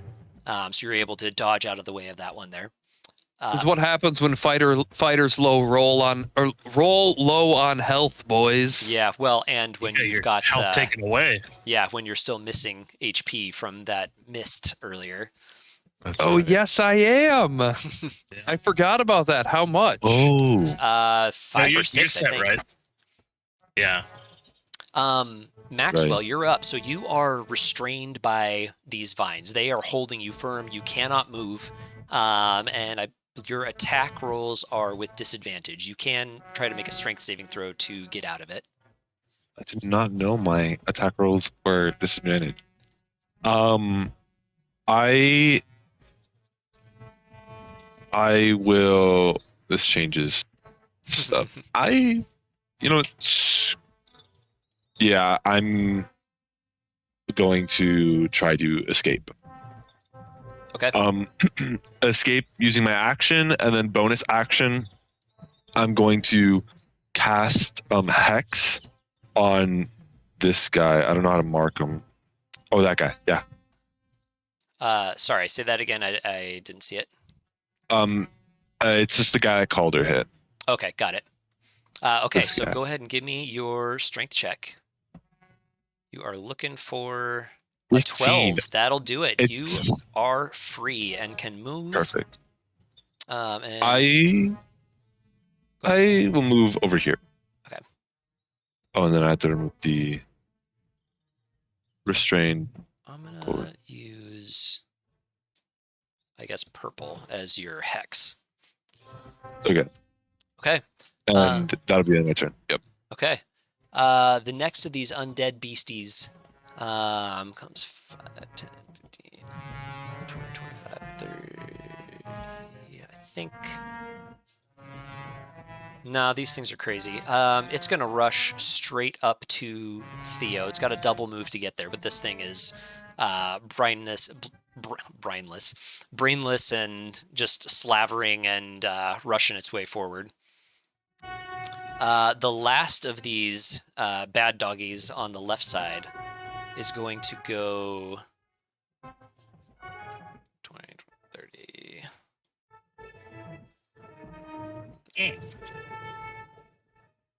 Is going to rush down along the backside here in a flanking position. You guys can hear movement all Does around he get you. difficult terrain through I this did account bush? for difficult terrain, yeah. Yeah. Dez, you guys are semi-surrounded here. What are you doing? I will take a brave step forward here, and then another brave step into this stream. And I am going to look around at these three guys surrounding Calder and Orson, and I'm gonna say, where are your manners? You, and you. And I'm gonna cast Bane on them three. But they need to succeed on a charisma check. Saving throw, DC 13. You, and you, who, and who. Oh, sorry, these three guys around Calder and Orson. Okay, got it. Okay, so we're just gonna go, and then we will check. What was the DC? 13. Charisma. Okay. 1, 2. All right. The one right next to Calder passes. These other two do not. So I'm gonna mark that one red. And we'll see if I remember that when their turn comes around. Do remind me. Yes. Okay, yeah, you chastise these fellows and just kind of hang a dark cloud around their head, fogging their ability to react. All right, any bonus actions, or is that it? Nope, that's it. Okay, Theo, you're up. All right, Theo basically just looks at the undead charging him and says, "Yeah, wrong move," and draws Dawn in one, arcing motion like upward to attack the. Thanks. Let's see. I failed to add the guards previously, so I will just plug them in for the next round. What did I? Are you kidding me? Oh no! 11 to hit is not quite gonna do it. I will take a 5-foot step and shift over next to Des. Oh, well. Yeah, I'm going to protect. I have to protect the flank. Damn it. Okay, and that's where I end up at this point. Okay. All right. The last of these undead creatures here are going to also make their way down. 20, 30, 50. That, I think, is as far as he can get. But definitely looks like he's making his way toward these others who are restrained in here, possibly Maxwell, who knows. Actually, I'm just going to have all the guards go right now at the end of the round here, and then we'll start over again. Keith is going to try to break his bonds, and a nat 1 fails. Other guard is going to break his bonds with a 15. That one is going to succeed. So he is no longer restrained and is going to step forward to take care of this threat here. This one, down around the back, sees what's coming and is going to step to protect the flank here. We'll take a swing at said doggy for a 16, which is definitely going to hit for almost max damage. So good job, that guy. Unnamed soldier number 2. Alhan is going to trudge. No, you've got that covered.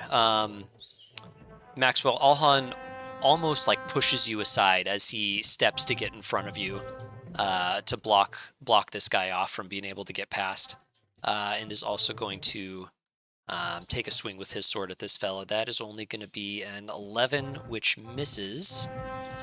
But he does have 2 attacks. That one's a 17, which does hit.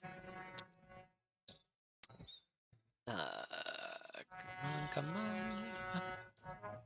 Resistances, that's good. Okay. Yeah, breaks a few of the bones as he brings his blade down on top of this thing. And now we go to the top of the round with Keith again. Does he escape? He does not. All right, so Keith is struggling by himself up here. Alhan, nat 20, brings his blade down and finishes the job, crushing this thing into the ground before... yeah, he will just step up and around toward this other one for now, although is keeping an eye on that one in the back. Okay, this is just me, like, for 4 times. I'm sorry. That's going to be a 22 to hit. Glad someone can roll. Actually, I'm not glad you can, though. That one We'll be glad that he's rolling well for our allies and not our enemies. Yeah, exactly. He has been rolling good for them. What do you mean? Stealing our XPs. He's gonna run out and stealing our XPs. The creature in the back here is keeping a healthy distance, and while all of this chaos is going on, actually, with most of you having broken free from these vines, it is going to drop that spell. You see the everything, the vines, the plants and everything fade back to their normal size as it is this a save?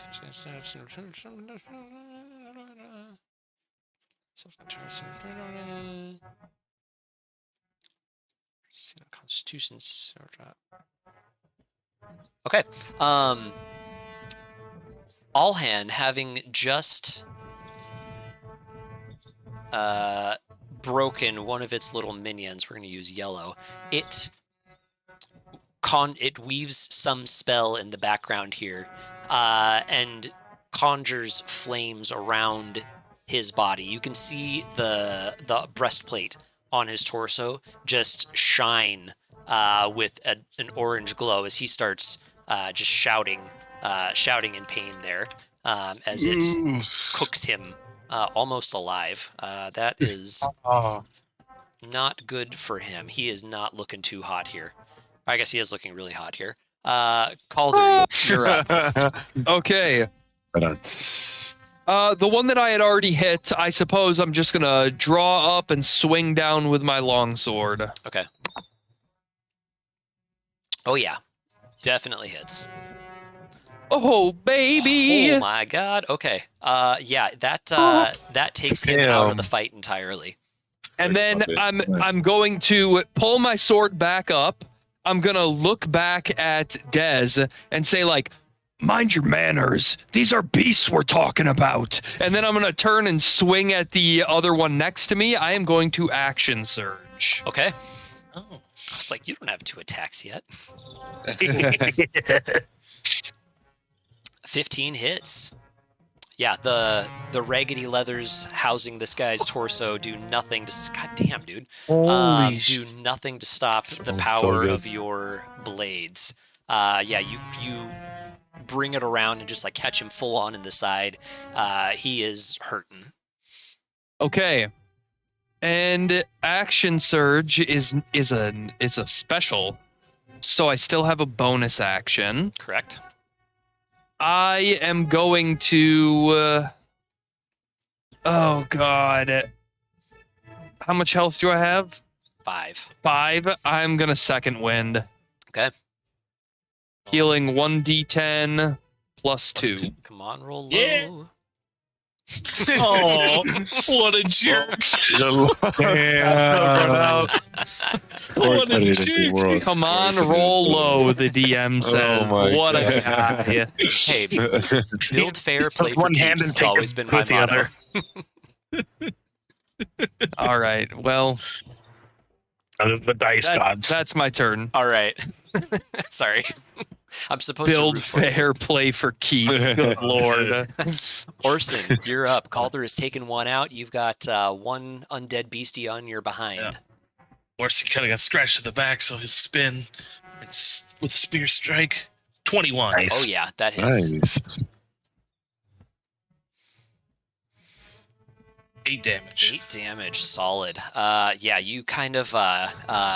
It's less about the piercing and more about the damage you're able to do, like disjointing it after you get it into its rib cage and stuff. It does quite a bit there. It's not looking great.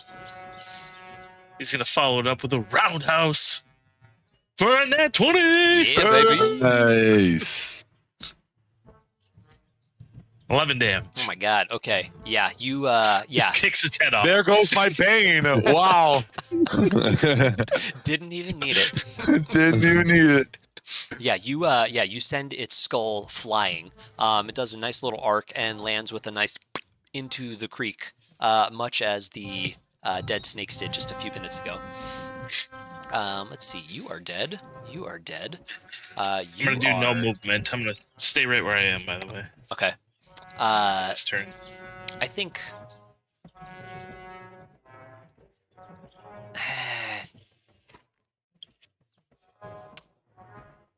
I think these guys are bloodlusty. He's just going to go for it and hope he can take you down before he himself falls here. So we are going to slash and bite yo ass. Yo ass. Excuse me. The sword is a 15 to hit, and the bite is an 8, so not so much. Good. That's unfortunate. I was really hoping to drop you so Not you could for run us. away safely. Okay, yeah, you lean into the fear you're invoking in this fellow and keep him at bay. This other soldier is going to step up and try to take out this last undead fellow. That is an 11 to hit. Not so much, but we'll continue to hold the position here in front of everybody else. Max.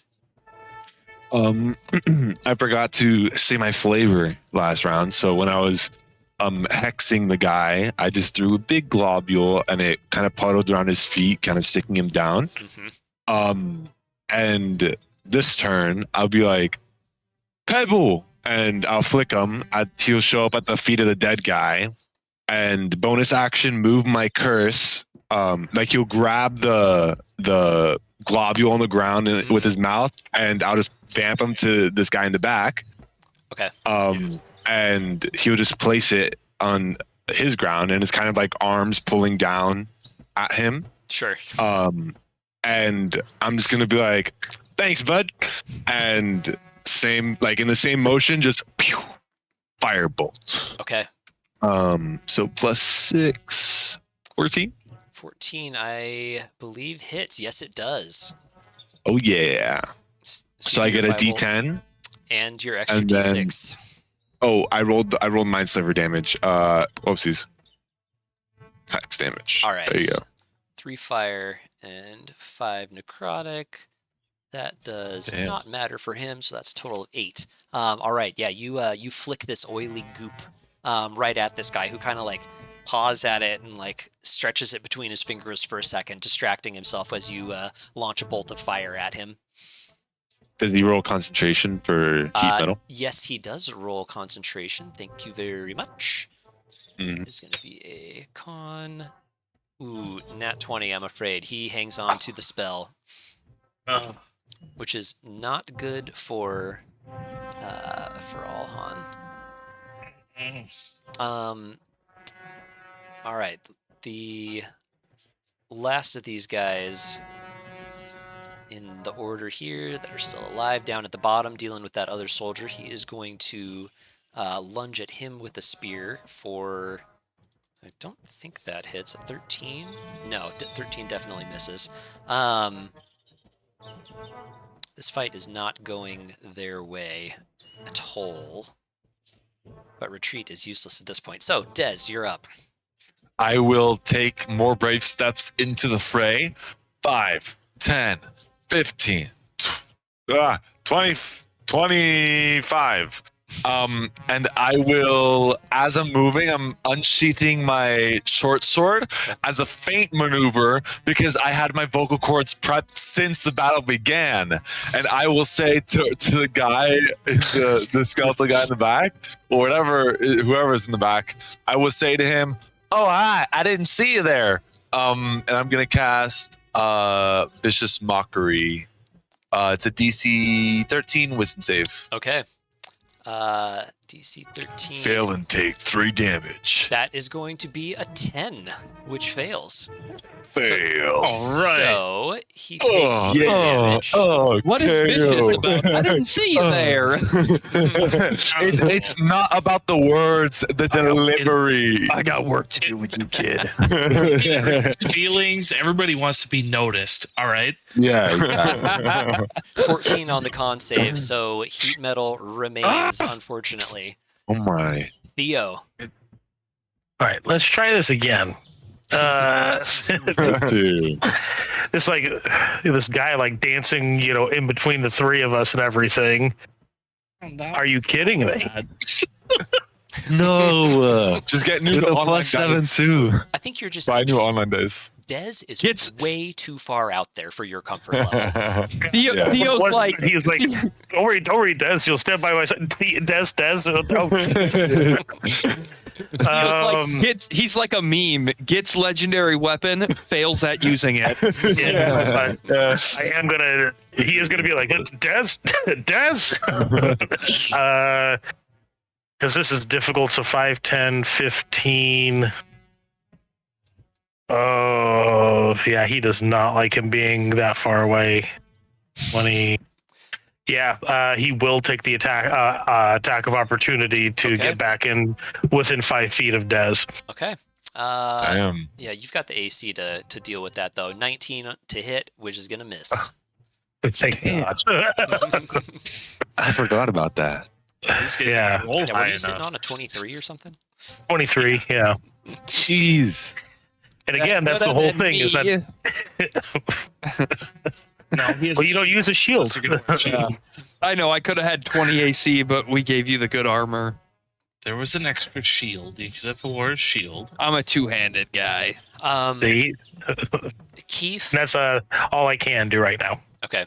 Keith, with his hand still bound, stays nice and out of the way, and is just going to buckle up here next to Maxwell. Die on it. Alhan is going to take his 2 swings at this beastie. Now that's going to be a 9 to hit, and a 23. Much better. That'll do it. Nice. Not quite enough to finish it off. But he, breaks a few more of those ribs, like takes one of the arms clean off with the strike, and the thing just kind of turns around and hisses at him. Let's see if his... oh, wait. No, that's the one down below. Does he burn on his turn? He burns on... I believe it's on the shaman's turn. It's a shaman, guys.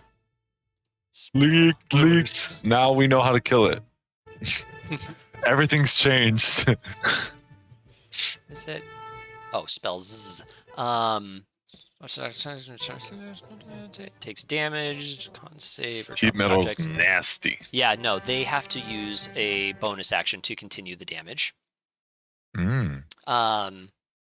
Interesting. Fellow down south misses with his strike, but holds the line against this this last knoll sitting here. With you guys approaching and this battle turning quickly, the shaman is going to roll that heat metal dice.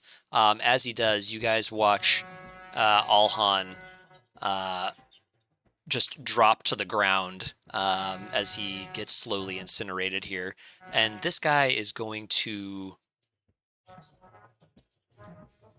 flee. There's nothing for him in this fight here. Calder, you're up. Oh, actually, you know what? He's got a move. He's got an action too. He's going to actually flee, and he will dash with his action. If you want to pursue him, we can deal with that after this combat ends here. Calder.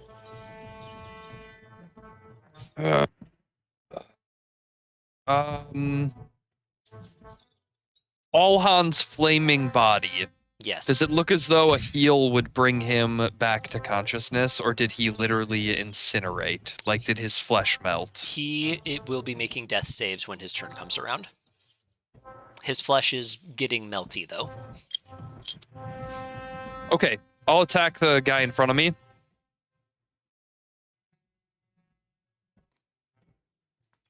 My God, you are rolling so well. Damn. Crazy. Another one bites the dust. Boom, boom, boom. So I'll swing down with him, and then I'll turn and look back to Alhan, and I'll say, "Not today, you son of a bitch." And I'm just gonna 5, 10, 15, 20, 25. I will bonus action use my Ring of Spell Storing to cast Healing Word on him. Okay. So, Healing Word is how much healing? 1d4. It is 1d4 plus 1. It's not a lot, but 5 health, baby. it keeps him alive. And I'm guessing the fleeing enemy dropped concentration because he's fleeing, right? Fleeing enemy did not drop concentration. But he wouldn't have seen me heal him, right? No, wouldn't have seen you heal him, but they're a pretty vicious species as a whole. As you're healing him, you can see that the armor is still glowing. Do I get free action? Can I, like, try to rip his armor off him? No, because you already used your action to take that knoll off, and removing armor does actually take a little bit of work here. Okay. I will end my turn then. Okay, Orson, you're up. Maybe I'll just yell in his face really quick and be like, "Get it off! Get it off!" How far is this knoll that ran away? Roughly 20 feet off the map. You're going to chase him down? I'm just wondering if I can catch him in one turn. You can catch him with a double move. All right. I will not use a double. I won't use my action for it, though. I will use a key, and I will catch this guy. Okay. Step of the Winding. Step of the wind, bud. Okay. Nice. 90 feet of movement. Okay, yeah, you chase him down. And I will strike him. For a net 20! Oh my God. Okay. Very The old nice. man has found his stride. No And he kidding. rolls concentration too on that. He does, and he passes the concentration check. No! Are you serious? I am serious. What's the You get another punch, right? I used my bonus. No, action. he does not. Yeah, no and bonus he is action. still alive, Jeez. but barely. Oh, Oh, what a tease. I tried. All right, I he's tried, dead. guys. He is going to hopefully finish off this last little undead creature here. Yep, does so. All right, that's out. So threats are off the map except for Orson. Nope. And This one other down guy. here. Oh, you're right. That one down Down there. below. Okay. Maxwell, then you're up. You have the last one. You don't have visibility unless you get down on that same line there. If I go here, do I have visibility on this guy or no? I will say he's got partial cover, which adds 2 to his Okay. AC. Which guy? Which guy are you going for? Sorry. On the shaman. Oh, On the shaman. Oh, on that's the who shaman. doesn't matter. No, Oh, you don't have visibility on the shaman. He's actually like 20 feet off the map. Oh. Okay. Yeah, because he's That's too 100 bad. feet That's a good away. roll. Yeah. You could use that on the one down here if you want. Yeah. I'll just use it on the one down there. Okay. That's fine. And but first I'll bonus action move my hex. Oh no, I can't Nope. because he's not dead. Okay. Yeah, then I'll just roll damage. 8. That'll do it. Good roll. Oh Good. yeah. Whoa, whoa, whoa. All right. I just imagine you like going to throw that firebolt at the shaman and be like, he's too far, and then behind the back at the other guy. Like, That's that's awesome.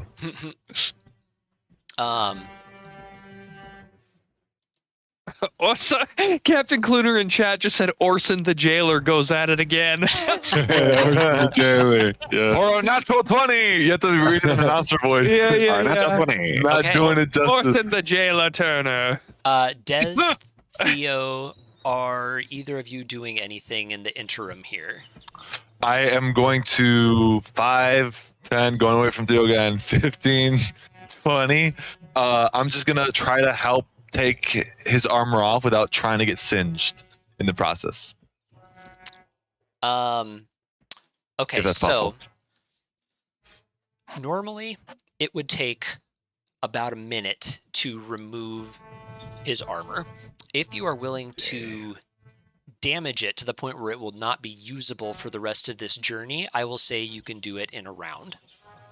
I'll damage it. Okay. Seems pretty wise. All right, you pull out your blade. Ching. You're able to do so without getting burned, but you basically just run it right down the side, cut all of the straps off of his armor, and then between you and Calder are able to like flip the plate off of him and roll him out of the armor as it continues to burn for a second.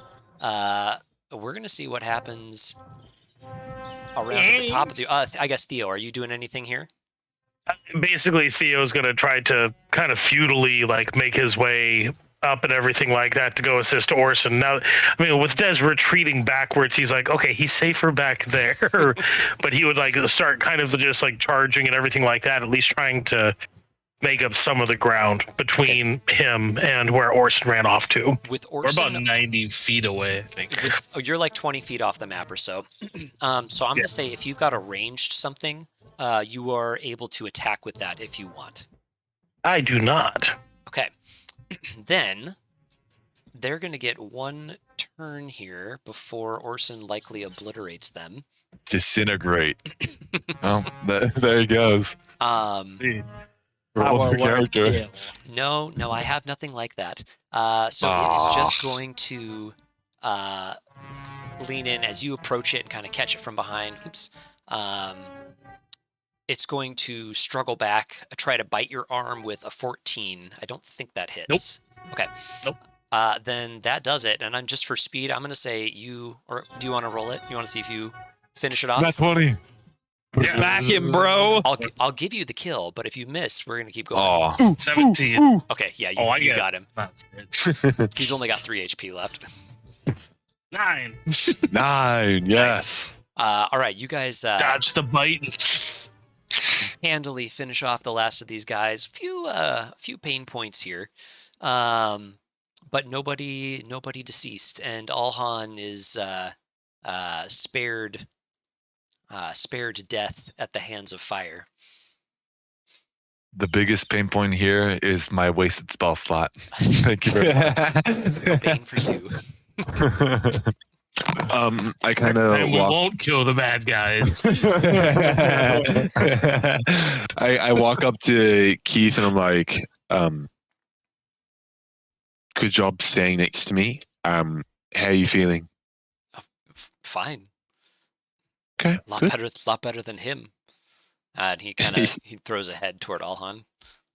You just see me slapping him, like awake. I guess I don't know. Yeah. I hope Are you there, Captain Alhan? I'm fine.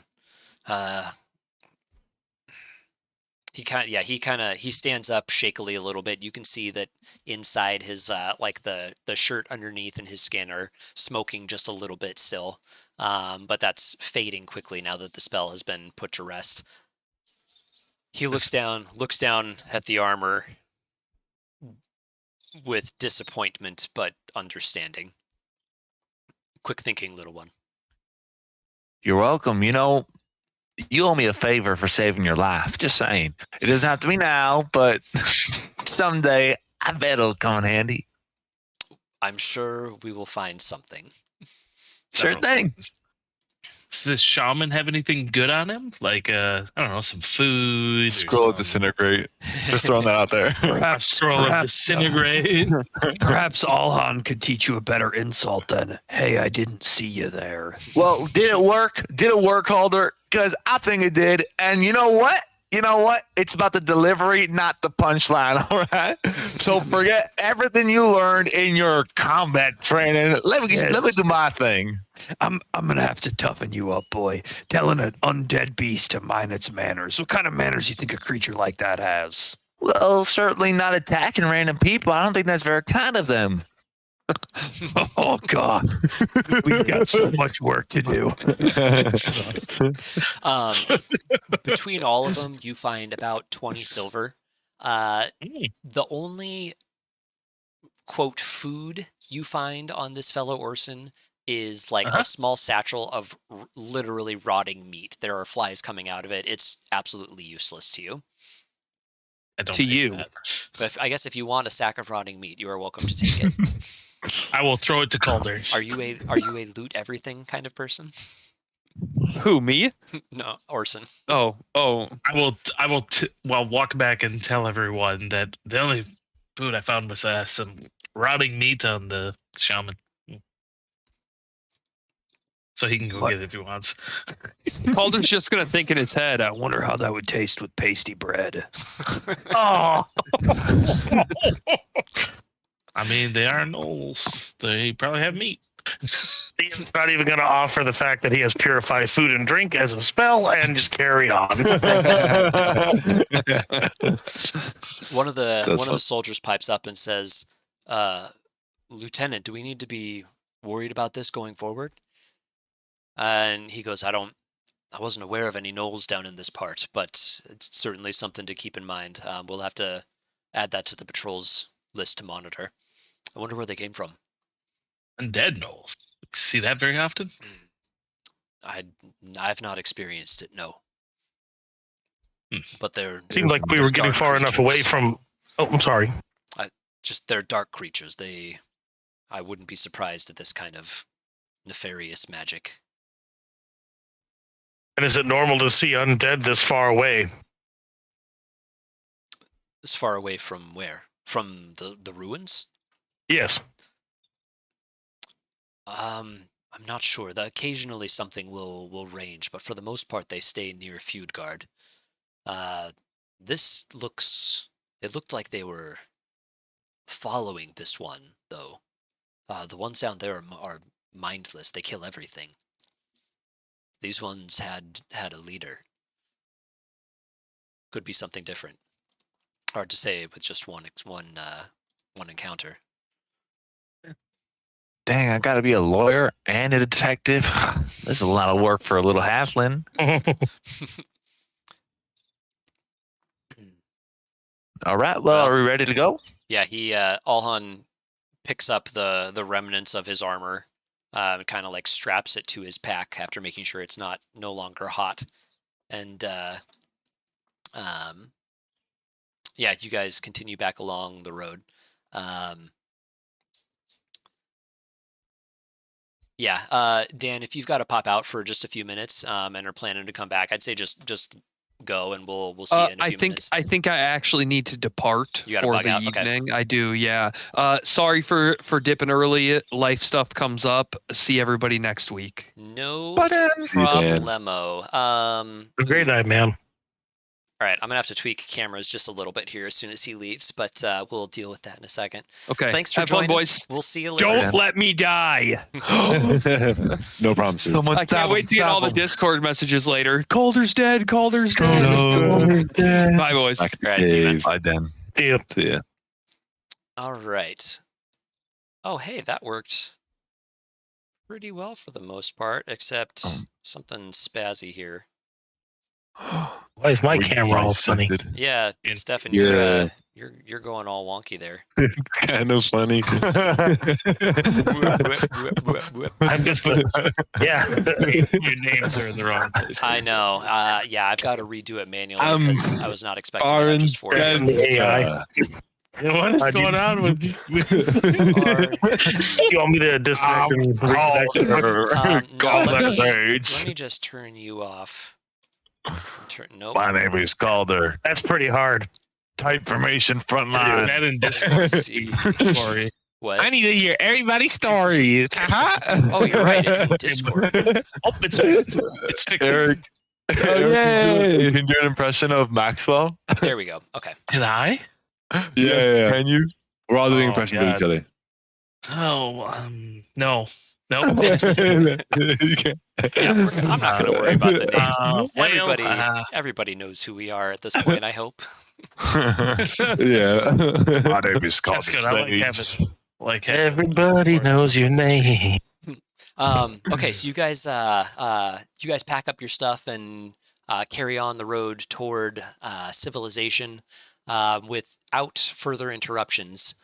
Toward the end of the next day here, you stumble off the road and come to come to a T in the road, actually, where you see a small building in the distance. And as you approach, Alhan's just like, oh, thank God. Some real food. And you guys walk on up. He asks, "You anybody ever stayed at the Grease Wheel Inn here? Ricky's great." No, I've never even heard of it.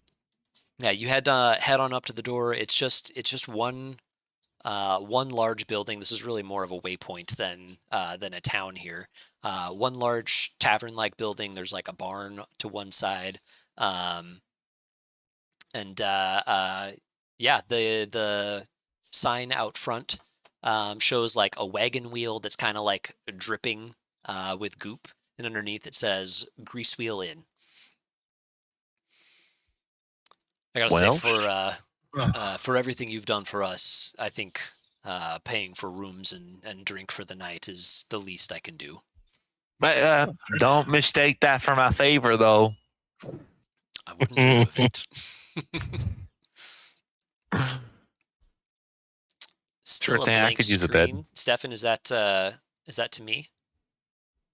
Oh, that was just in the Discord. Yeah, don't worry about it.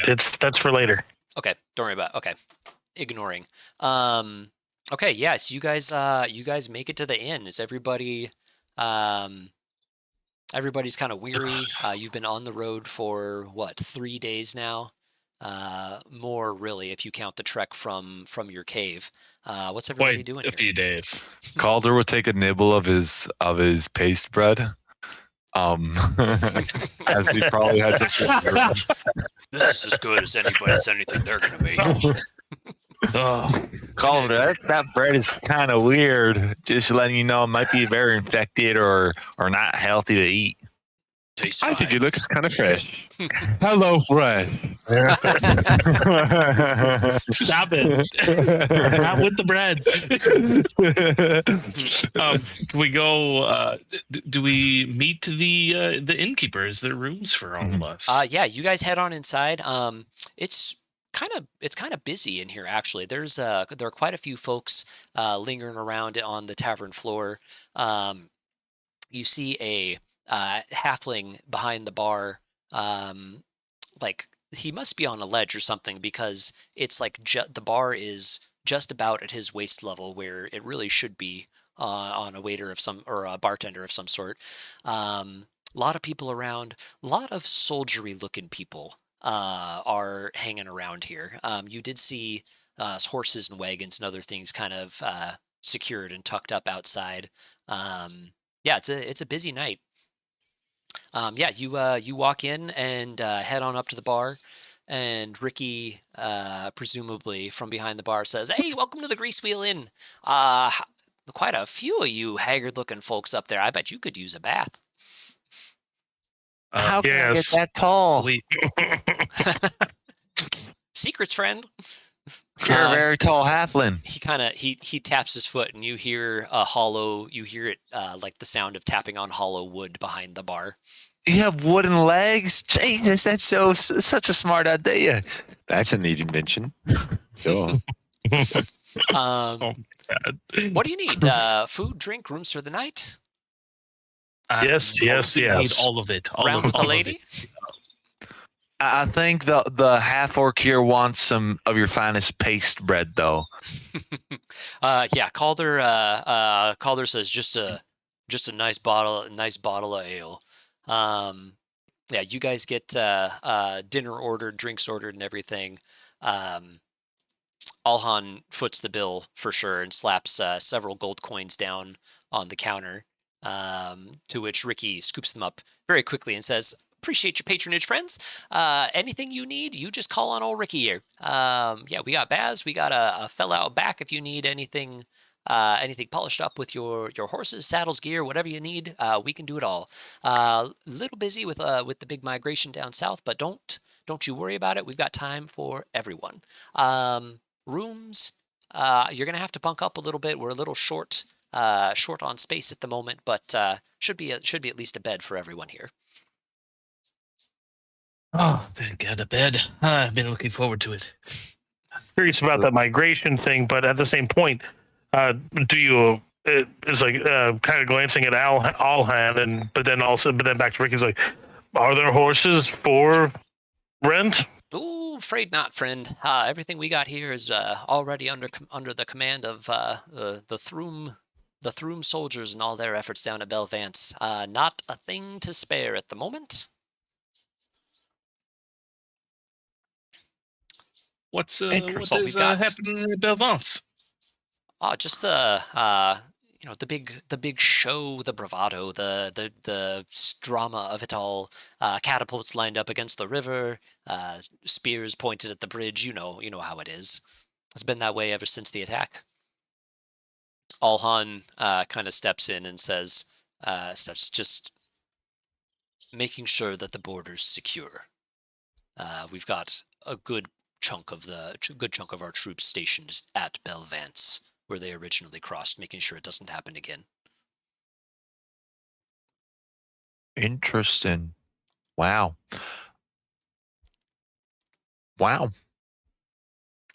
So I thought of the headline, by the way, Calder. What if it was, shoot, I just had it on top of my head, how I forget. Oh no. He just kind of pats the top of your head and says, "Nothing up here. Maybe you need one of those hats to keep the ideas in." No, I swear I had it. I had it. Let me think.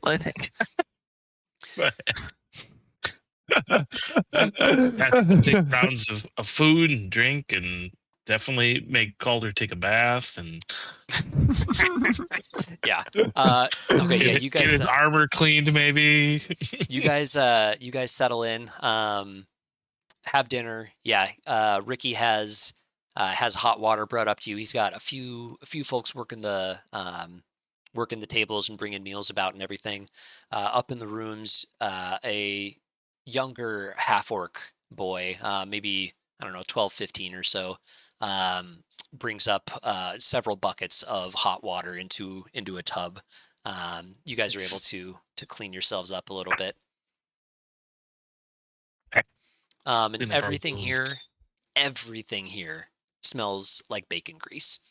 It's in the food. It's just like it permeates everything. So as clean as you get, as soon as you step out, you immediately smell like bacon again.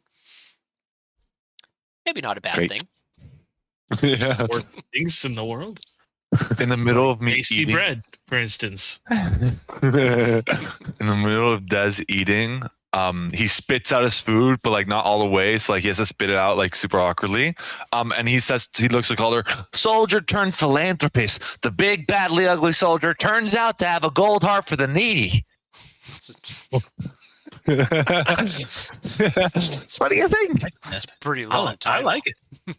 I think it serves great. It could be one of those big ones where it's like big font, and then it's just 2 lines of smaller font.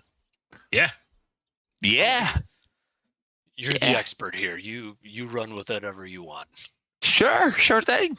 As long as I get your approval. We'll work on the details of the story. I don't think we need to. Maybe this is the I start like of the start of something. The start of my journalistic career. Haven't you been- Journalist, lawyer, detective. Haven't you been doing this for a happening few years? What's happening Well, with the Keith reaver during? Sold the news.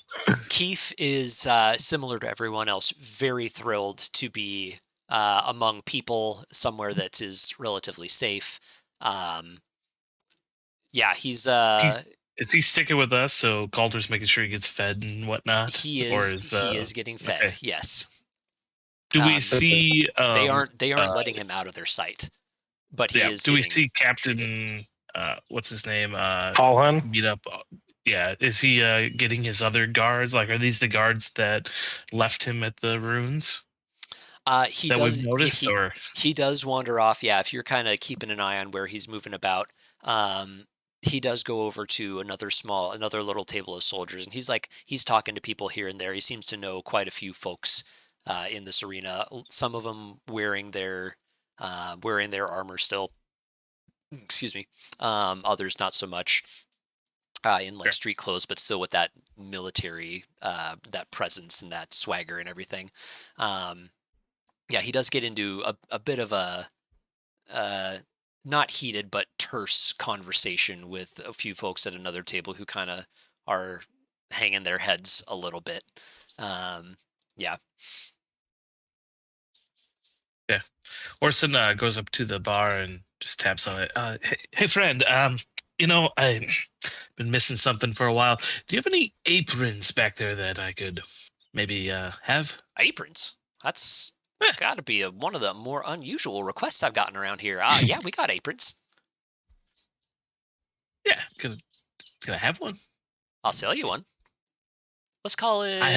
Call it a silver. I have. Perfect.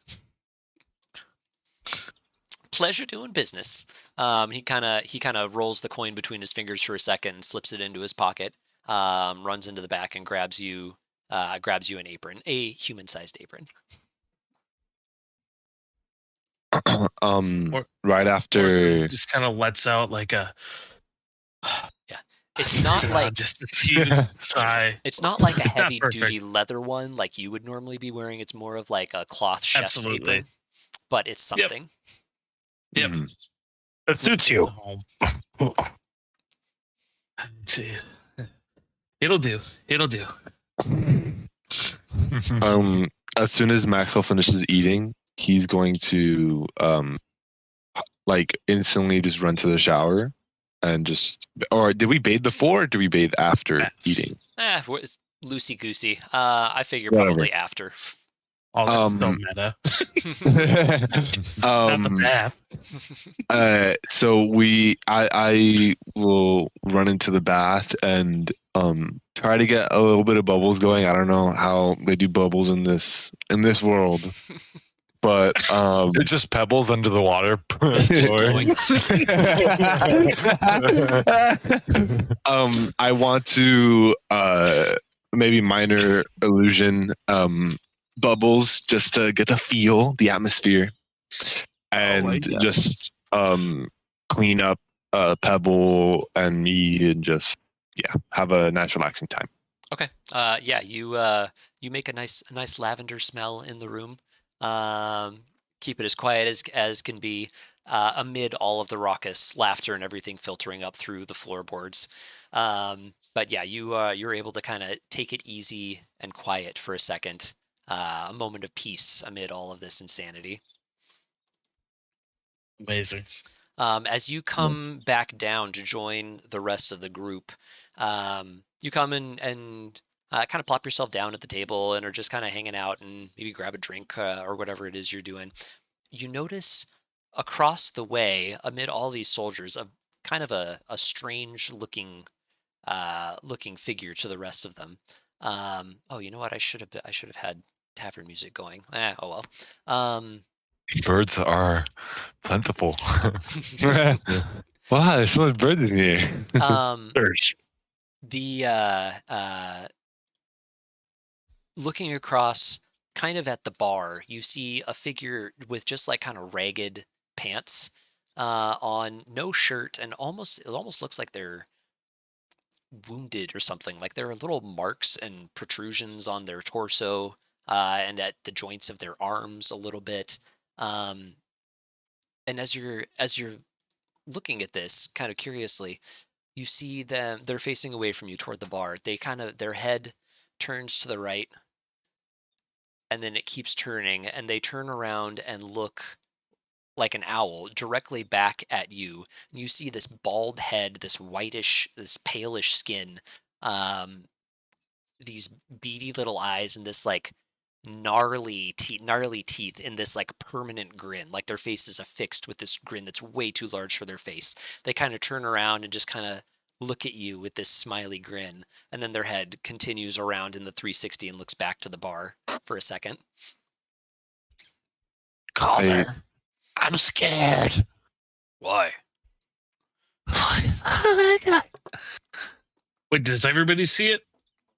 Or is it just me? He points. Oh, it's just Maxwell? Oh. Yeah. Yeah. Oh, sorry. My I bad, my thought bad. that was Robert. I'm so sorry. I missed that completely. Damn your voices. Damn twins. I'll just go to Orson and just like just kind of nod my head towards that thing. Orson, you look over. You see a couple soldiers sitting at the bar. Ricky is pouring them a couple drinks. You do not see this thing that Maxwell's pointing at. Yeah, I've Or never seen maybe he's nodding at the soldiers. a little guy stand so tall at the bar. It's pretty neat. Ingenious, really. You're telling me you don't see that? I mean, The guy with his head 360? Bolton ran? No. No. Maxwell, your eyes you are okay? glued to this thing. It gets up and kind Are of you okay? walks over to the wall and just kind of like rotates and walks up the wall to the railing above, sits on the railing, and just watches down over the crowd, kind of looking at you crookedly. Nobody, so from what I gather, Orson didn't even see that there was a person there. They just saw soldiers. Correct. Or he just saw soldiers. Well, there's a treat. Hey, he's right up there. What?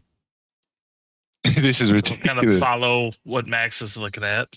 No, there's nothing up there. You see, it's the balcony he's looking up at now. There's kind of like a little sitting area up top, a few nice chairs. There's a fireplace up there. Just a nice cozy spot. I feel like I'm going crazy, but I'm not. I'm not crazy. No, it's. but I feel like it. I apologize. I missed the first part. Is this happening anywhere in earshot of Theo and Des? I figure you guys are all probably sitting at a table together. Yeah. Okay. Yes, Well, all right. With Maxwell kind of wigging out a little bit, Theo will use an action and cast Divine Sense. Fey, Fiend, and Undead, right? Yeah. Nope. You don't notice anything around. It seems like a safe, comfortable little tavern here. Do I sense anything with my 30 feet of blind sight? With your 30 feet of blind sight. 30 feet of blind No, The you mask. You do not sense anything with your blind sight either. I'm going don't know, to. man. mascot. Oh yeah, I didn't even think about that. I just whole- had that if you didn't fight. Retcon this a little bit. The whole tavern definitely stopped. Like Midwestern honky tonk piano stopped playing. Everybody just turned and looked at all of you guys as you walked into the room. And Hi, then everyone. It slowly went back to the murmur. Okay. And also to further retcon, if I may, it now makes sense why your vicious mockery worked.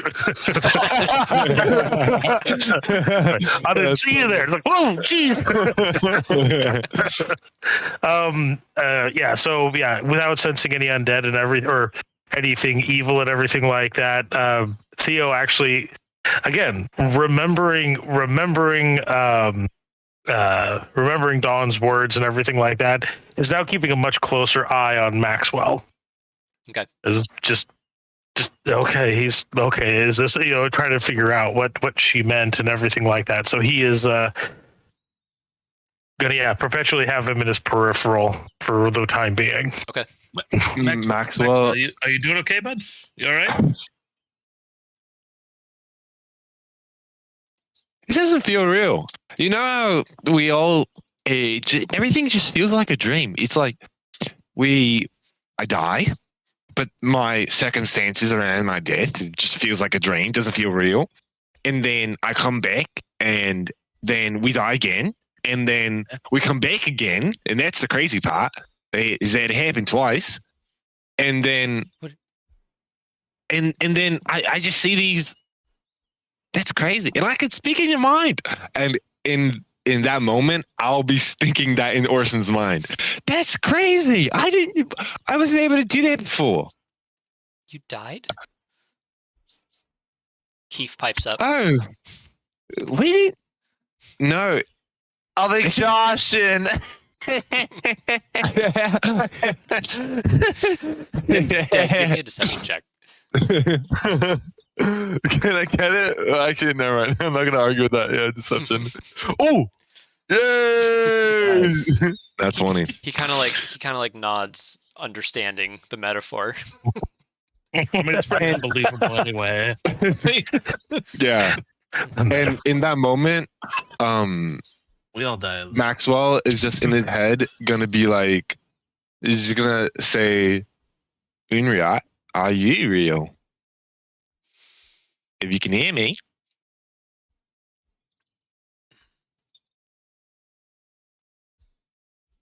Nothing. I'm real, Oh Jesus.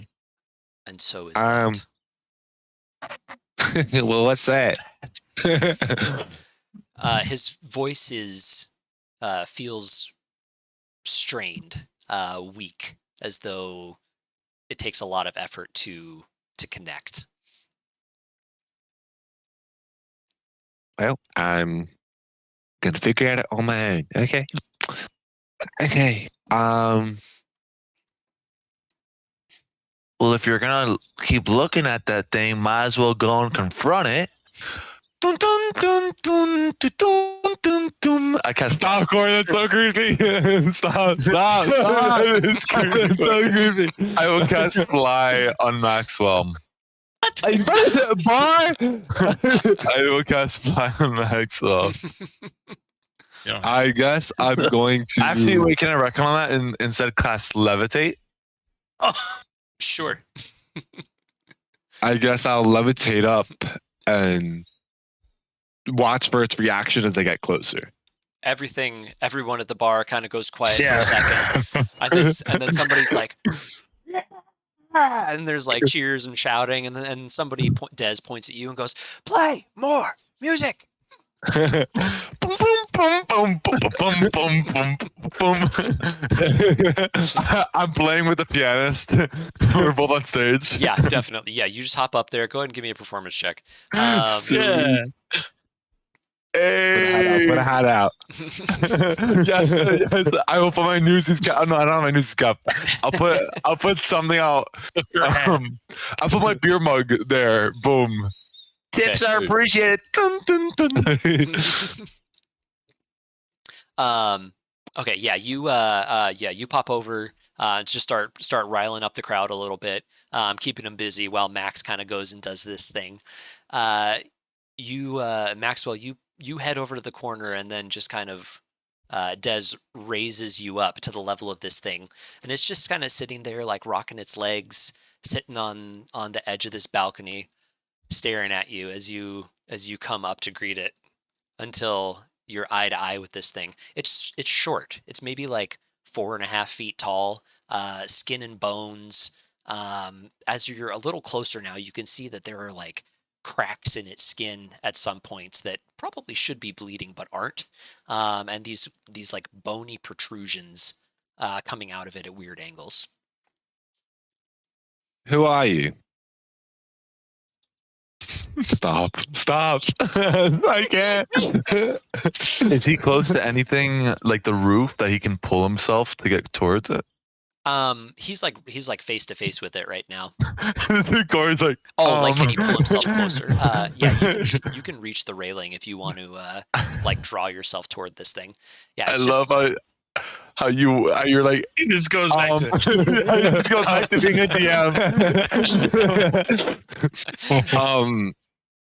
Noticing that it doesn't respond, I'm just gonna try to move my hand closer. as you kind of reach forward to it, it's sitting there just staring at you.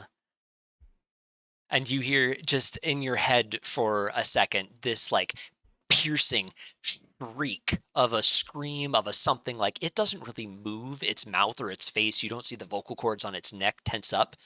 It just like screams right in your face. To which you cover for a split second, and when you open your eyes again, as the scream is kind of fading away, almost like it's becoming more and more distant, you open your eyes and this thing is gone.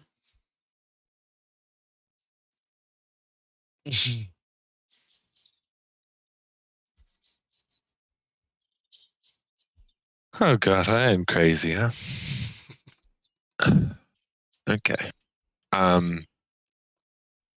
didn't see anything. It was all just a dream. I'm gonna go back down and just act like nothing happened. Okay. Bum, bum, bum. I get to my solo. Ba-dum. And Max is just gonna take like an extra large chug of his ale. Trying to get the edge off. How many tips do I get? You get, that's a good question. For a net over With a 60. 21, I'm going to say you gain, come on, dice.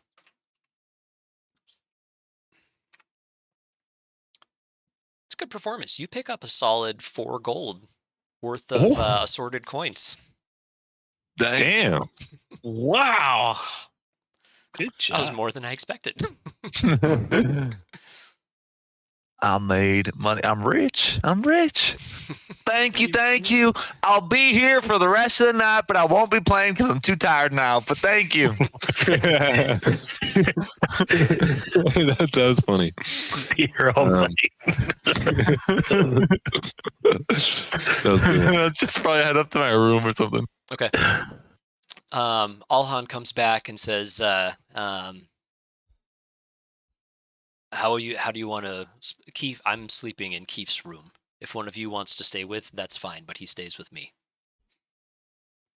I mean, as long as he okays it, I guess, there's consent is important. Well,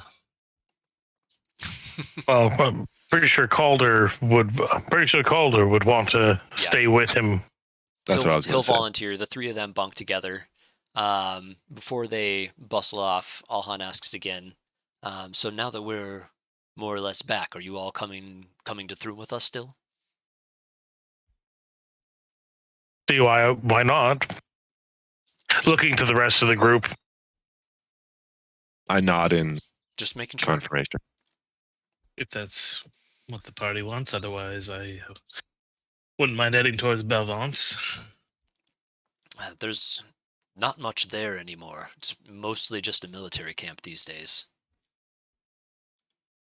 Trestle's really? become a staging ground for supplies, but most of the civilian population has chosen not to return given what happened a couple years ago. I've been traveling for quite some time. What happened there? He kind of gives you a look like, I thought everybody around here knew what happened there. Theo just kind of Been- assume. Wait. No, I need to hear. Actually, It from there, my family lived there. lived in Belvance. Hmm. I hope they made it out in time. Well, if you've been gone, I can. Maybe you didn't know. A few years ago, about 5 now, Kardok down south attacked Thrum. It started with an assault on a fort in the hills overlooking the river. They sent a forward scout patrol. We think it was a group called the Brick Breakers. Kind of a marauding group struck the fort hard and took that first. And then their troops attacked Belvance in force. It was a pretty protracted siege, several months at the border, but they eventually overtook everything and marched their way all the way up to the capital. As far as I know, most people fled to Thrum. Some of them out of the path to other places. I'm sure some left to Wymore on the coast. But it wasn't. It was only by the grace of a Leicester that we survived. Really, they could have the siege that they had set up. They could have pinned us in there until we all starved. But a Leicester sent one of the most vicious storms I've ever seen, and it wiped most of their army from the field. What left, what remained, we chased back to the border and across the river. They haven't attacked again, but we're not taking any chances this time. I hope your family made it out of there. Well, we had holdings in the room as well. Hopefully, they went there. There's All right. still quite a few refugees in the city. If they didn't leave, they Well, would be. like I said, it's been many years. Been traveling for quite a while. Perhaps not the home you were hoping to return to, but it's what we have. All right. Thank you for When we get to Thrum, we can find out what we can find out, Orson. Yeah. It's possible that they were refugees that came to Thrum, like Dez. Yeah, I mean it's been. Or, oh, no, sorry, like my family did. It's been about 22 years, so it's been a while. What actually, and that's a good point. With and I wish I would have thought about this at any other session beforehand. 21 years. Would there have been any records that I would have been aware of in Thrum of refugees, like people who would have come in and everything like that? Would there have been any records when at that time? Like a log of names of who's still here, who's not. Yeah, even from a couple of years ago and everything like that. It's like, oh yeah, these are the people that came in, and this is where they were from. Some kind of accounting or what am I trying to say? The term. Like an Yeah. sheet. An immigration sheet or the word starts with a C and I can't. A census. Thank you. Oh yeah. That's the word. Like it starts with a C. We just did one. Give me a history check. Now. Oh yeah. I have a -1 to it, so now I roll 18s. I'd say no. It was such chaos with everybody flooding into the city that there definitely was not a census done when it happened. After the war, some people did leave, but there wasn't any formal record keeping. You did definitely note that the population stayed elevated for quite a while, and it's still higher than it was before the war. But at this point, most people have integrated into Thrum's workings. So no, that kind of effort, to your knowledge, was never executed. Orson, you always speak about being a potter yourself, famed potter. Yes, Master Powder. Yeah. Hmm. Did any of your family follow in your footsteps? I'm sure that they weren't as good.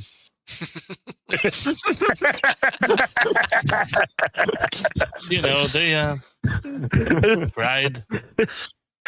Well, I'm just saying that there's a chance that I'm sure maybe one of the sons, Your maybe one of the eldest, daughters. your eldest Adel did become a potter. After your Well, he probably would have been after I left. He was old as no. I was gonna say after your footsteps. In your footsteps, he Oh, was okay. like training to take over the family Sure. business and all. Okay, thanks. All right. Yeah, Ado probably did all right. You know, he had a couple I have a couple grandsons from him. Maybe one of them go over after him. Yeah. once we Tor, get to probably. once we get to Throom, I would not mind helping you find your family. Probably lots of great grandkids by now. Let's hope. Then it'll be easier, right? They probably won't remember me much. Been a while. Maybe I can As buy with- one of my old aprons. As with That'd be nice. finding my family, I understand. Oh yeah, I'll help you look for them. Oh no! I just mean, it's important for me to see them and make sure they are well as well. So I understand somewhat your pain. Makes sense. Yeah. Did you have any of my pots? Again, gosh, because I spent a lot of time in Throom. Are you the kind of person who would, I don't know, who would know the branding of pots? This is Not his forte.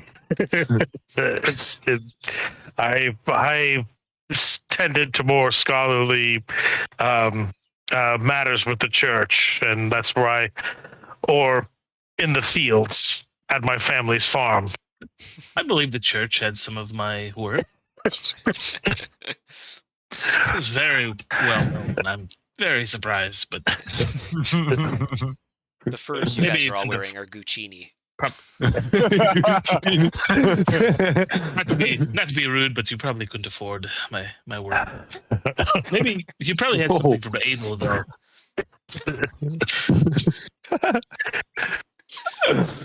Damn, jagging your That's kids, awesome. man. That's awesome. He was okay. I mean, I let him make plates and cups. That's nice. Yeah, they worked. I was more of the fine pottery. The skillful stuff, right? Beautiful work. Fine details.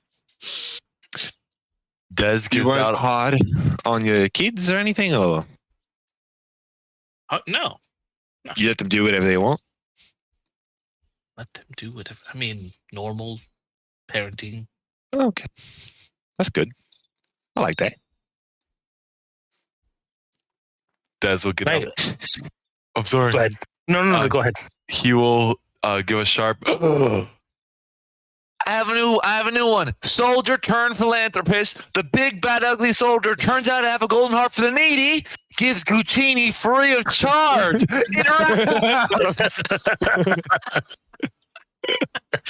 Mini Guccini. Wow. It's perfect. I mean, what else could I do to it? Oh my god! I better get this published. When are we gonna get a throne? Oh man, I think Oh it's my yeah. god.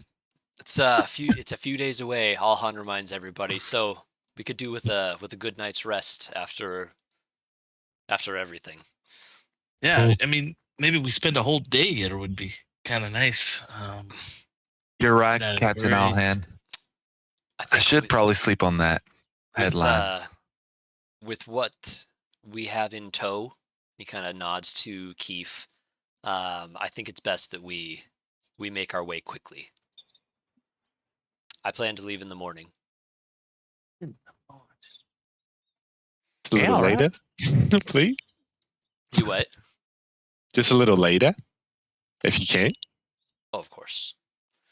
Thank you. Got to Well, enjoy these luxuries while we can. This Yeah. headline's not going to get published by no one else but me. I got to get to it first. You understand, right? There you go. I mean, I don't. He is going to go ahead and start making his. Go ahead. Sorry. Sorry. No, I said I don't think anybody's going to steal it. He's just muttering to himself You like don't an old think- man. That's perfect gold for a headline. I'm not sure if you don't work in the industry. I'm in. You just No, you form things. I'm not Say I'm saying things. it's so clever. I don't think anyone would possibly think of it besides you. I'm sorry. I'm sorry, Orson. I thought Not to mention, I don't we know have why I any had. journalists following us around. They probably don't know. It's true, They but if probably anybody don't know does get already. their hands on it, I mean, that would be very Did you write it unfortunate. down? No, I have it in my head. Should I write it down? Well, someone gonna put their hands in your head? Oh, I like what you're thinking, Orson. I like what you're thinking. It can't be touched because nobody can put their hands in my head. It's so true. Orson kicks Maxwell under the table to try and get it. Yeah, I was gonna do that. Get John. I'm just gonna tell him I picked you. Okay. Be careful. Look at my head, Orson. Where's my head? Put it down. Where's the napkin? Where's the napkin? Oh. And then I grab my scimitar, I slash my thumb, and I start writing in blood. There's no pen. There's no pen. And I start writing it in blood. That is dedication. Take 1 point of damage, and you've got yourself a I will headline on a take one. napkin. All right, you guys chatter, drink the evening away. Try to forget the craziness that you've seen over the last few days, or tonight in Maxwell's case. And awaken in the morning, ready to continue the journey back home.